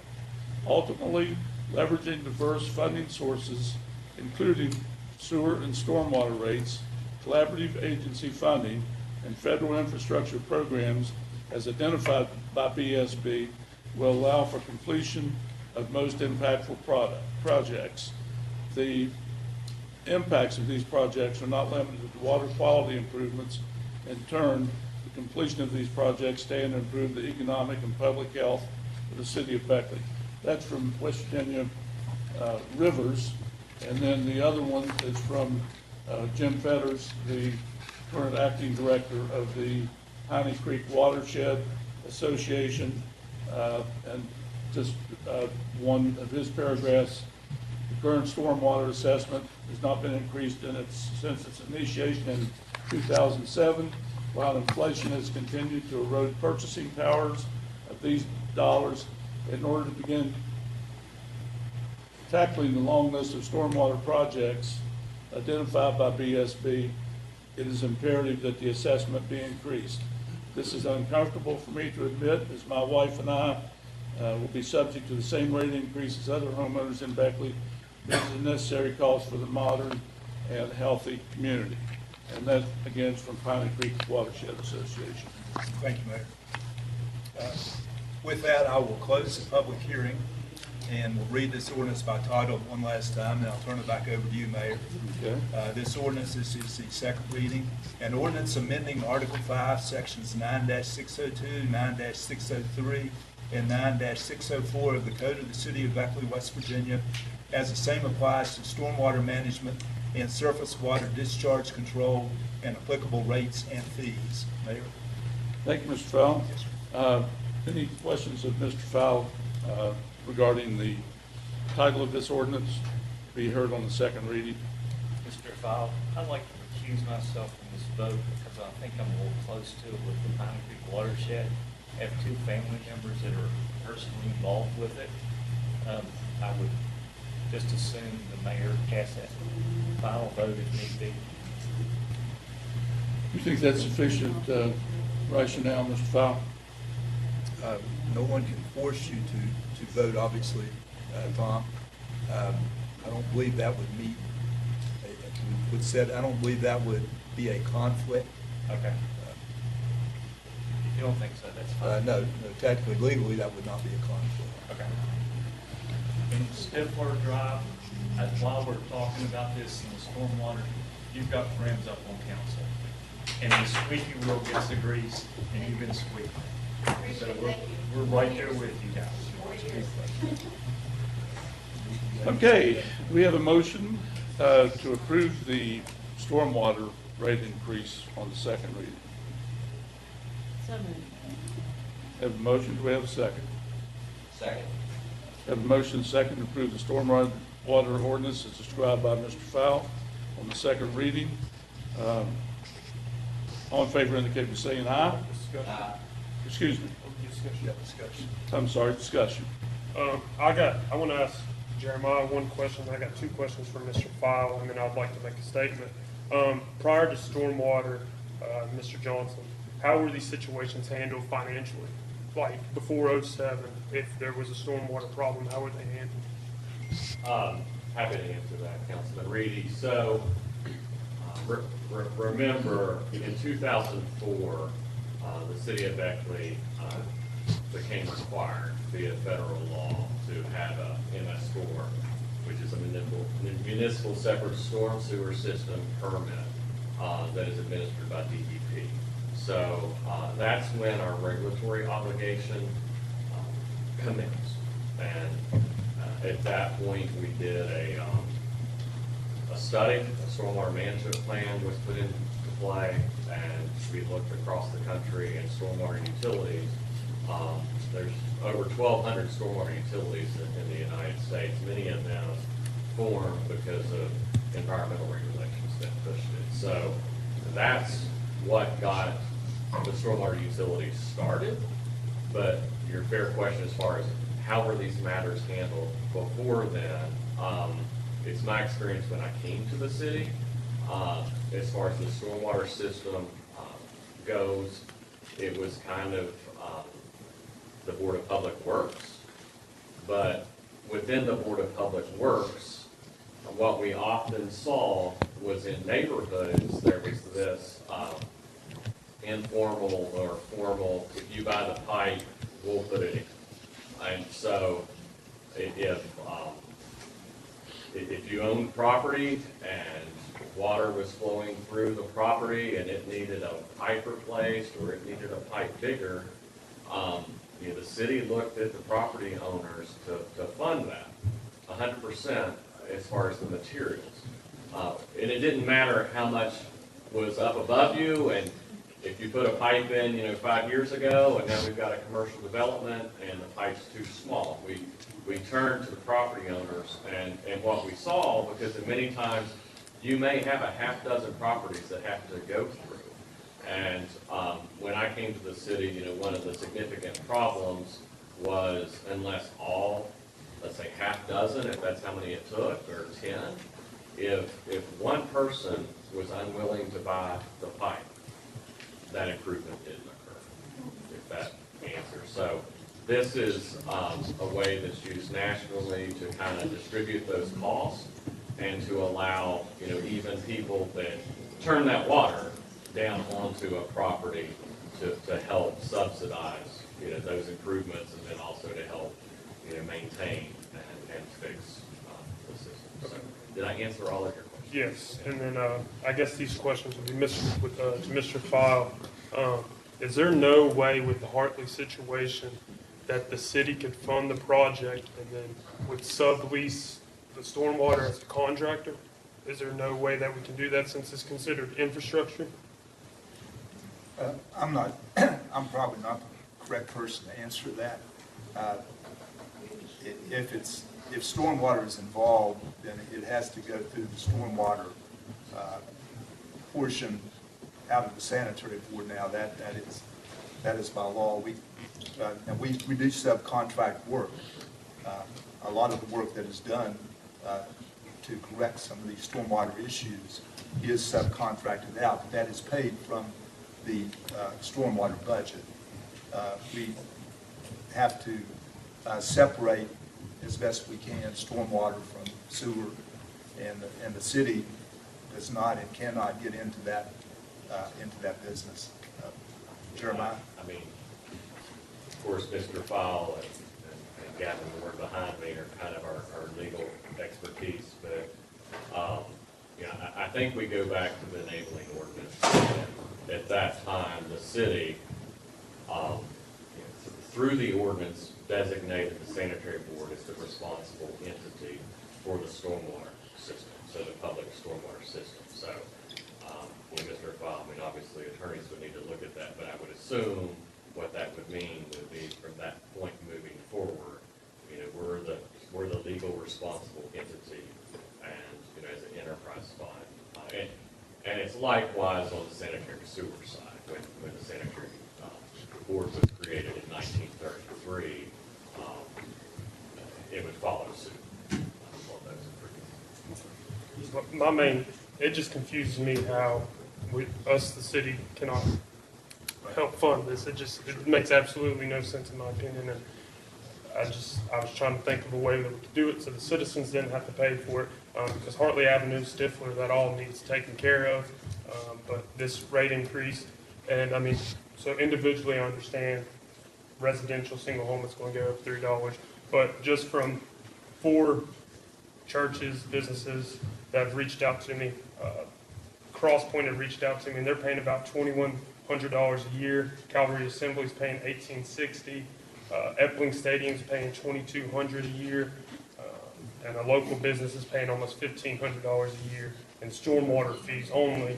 So if you double those, it's not going to end there. It's not going to end the increase for these residents when they get this rate increase. It's not just going to go up $3.40, whatever, a month for them. It's going to go up.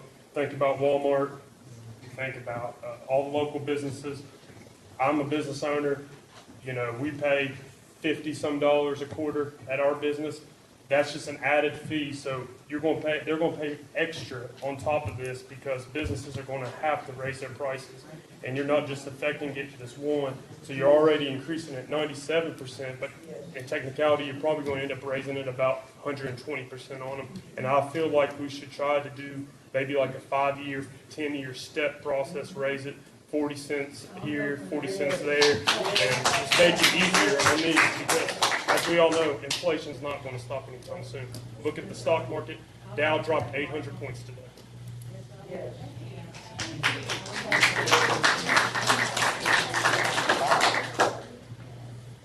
I don't know, one thing in that, like you said, if I'm not mistaken, Woodrow Wilson is paying $18,000, I don't know, maybe that's every quarter. But we pay that, like you said, if that goes up to 36, it's gonna get us every way, man, even Consumer gets it all the time. Mayor, I believe you need to call for a vote if there's no more comment from council. Just one quick comment. None of us up here, I can speak for everyone's happy about this. We've had workshops, we've met with Jeremiah separately, we've done our due diligence, had lots of uncomfortable conversations with people that don't work directly for us. I'll have 28 apartments. I can't, because I pay all the utilities for my tenants. I can't pass this on to them. I know that. I am literally signing, by voting for this, a pay decrease for my family, but I know that it's necessary. So I just mentioned, nobody up here is happy about this. It makes us all sick, and we've grilled everybody up here about this. But I will say, the mayor's efforts to try to fund and assist this in different ways, there may be a mechanism for that. I mean, LIHEAP is in place with the Department of Health and Human Resources. It helps folks with energy-related expenses. There's nothing to say that we can't create funds that frankly work in tandem with the LIHEAP applications, the applications through the Department of Health and Human Resources when you receive a letter of need, and that you could receive those benefits, that if we set monies aside for this, exactly, that we couldn't have persons come to us that before they have their services cut off, we could utilize those monies as a direct benefit program and work around the inability of commingling funds. I just don't want folks to think that we're just like, oh yeah, we're all for this. Nobody up here is happy about this at all, and it impacts all of us directly. So I just want to make sure that folks know that. We all have to sit up here silently, and we rarely get this opportunity, but I just want to make sure that's said. Sir. Okay, no further discussion. Would entertain a motion to approve the ordinance on the stormwater increase as discussed and presented. We have a motion pending. Just need a vote. Oh, that's right, I'm sorry. So do we have a motion and a second? Yes. Okay, I'm sorry, I lost it. Okay, we had a motion and a second to approve the ordinance as presented on the second reading.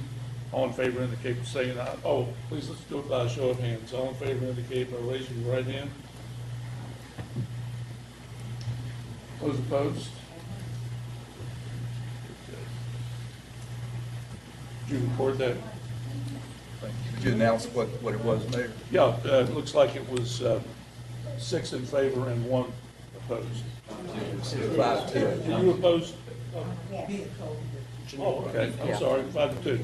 So, okay, 5-2. Okay, next. We'll see the bids for asphalt, concrete, stone, and reinforcement rods. And we just have one bid. Mayor, you might ask if there's one to leave. Yeah, anybody, would like to leave, you're more than welcome to, as we finish up.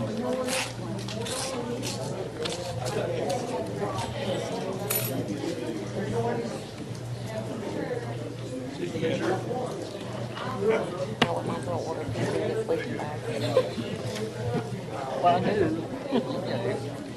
That's a good comment. It's good to speak. Fire for comment. It's not easy to do that. It's tough. I think what we're doing. Right. I'm glad you came. Really? Graduated grades maybe 5 or 6 years ago. This weekend was. In a couple of years, we'll start graduating grades.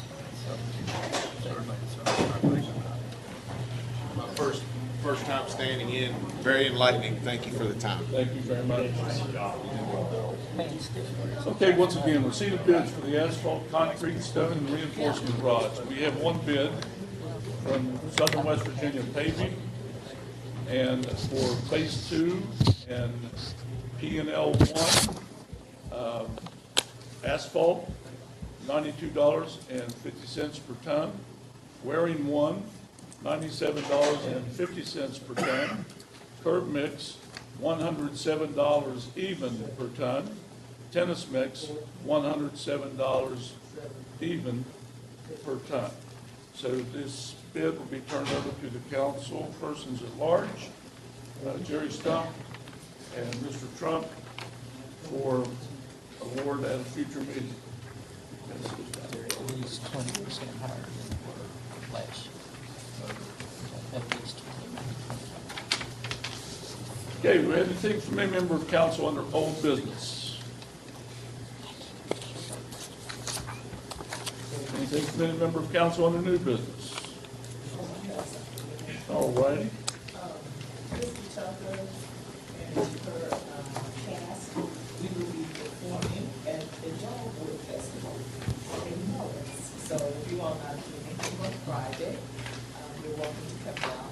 It starts, I think, around 6 o'clock, so. But we will be performing at 8 o'clock, Motown, so. Wow. Okay. So, Can you give us a little preview? oh, no.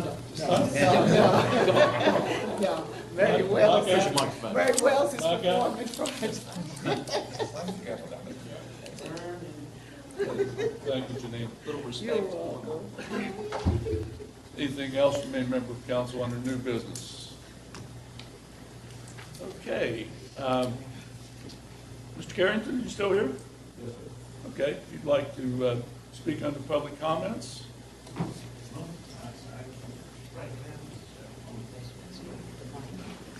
My name is Daniel Carrington. Okay, I may remember this. I don't have too much information right tonight to give anyone, but yeah, my name is Daniel Carrington. I used to live at Beckley Townhomes here in Beckley, and I was a resident for I've been there for about 15 to 20 to 30 years prior. New company come in, bought it, and I had some trouble with them. They evicted me for no apparent reason. So I wanted to talk to somebody about this because I am a client of FMRS over here in Beckley. And I have an advocate over there. Her name is Mrs. Amanda Jarvis. And the next time, I let her know that I was coming up here to be in this meeting, and I will get back to you all later. If there's anything that, I mean, before this, after y'all, if you need me for anything to ask me, I don't have anything to give you tonight, but I can have you something in further down the road, if that's okay. Okay, now, just so I understand, you're under the threat of eviction from a new property owner? No, they came in and evicted me Okay. for no reason, unlawfully, see? Mr. Powell, do you have any recommendations? Sounds like an issue that possibly legal aid, questioning legal aid could help with. Well, sir, I did go to legal aid, and they didn't help me with anything. He wasn't able to, he said. Because first they said that, this was like an ongoing thing from years ago. I've been here with Mrs. Bullock, and I had some other advocate at the independent living here in Beckley. Things have changed from then to now. But I am successfully, I thank the Lord that I did find me a place. I'm not in the streets, but I'm doing okay. But I want to talk to see what I can do about the eviction, if that's okay. Mayor, let me ask him, can I ask him a question? Did you go to the Human Rights Commission and you filed a complaint with them? I did. She remembered right now, and at that time, my can't remember, lady that was over, my site manager, her name is Mrs. Ms. Hopkins, Mrs. Belinda Hopkins at that time. She would know basically. 15 seconds. Sorry? 15 seconds, sir. What happened? You got 15 seconds. Okay, so if it's okay, I can get back with you all on this matter. Please let me know. I'll be here after the meeting. Very good. Thank you, sir. Thank you. Do we have anybody signed up for public comments?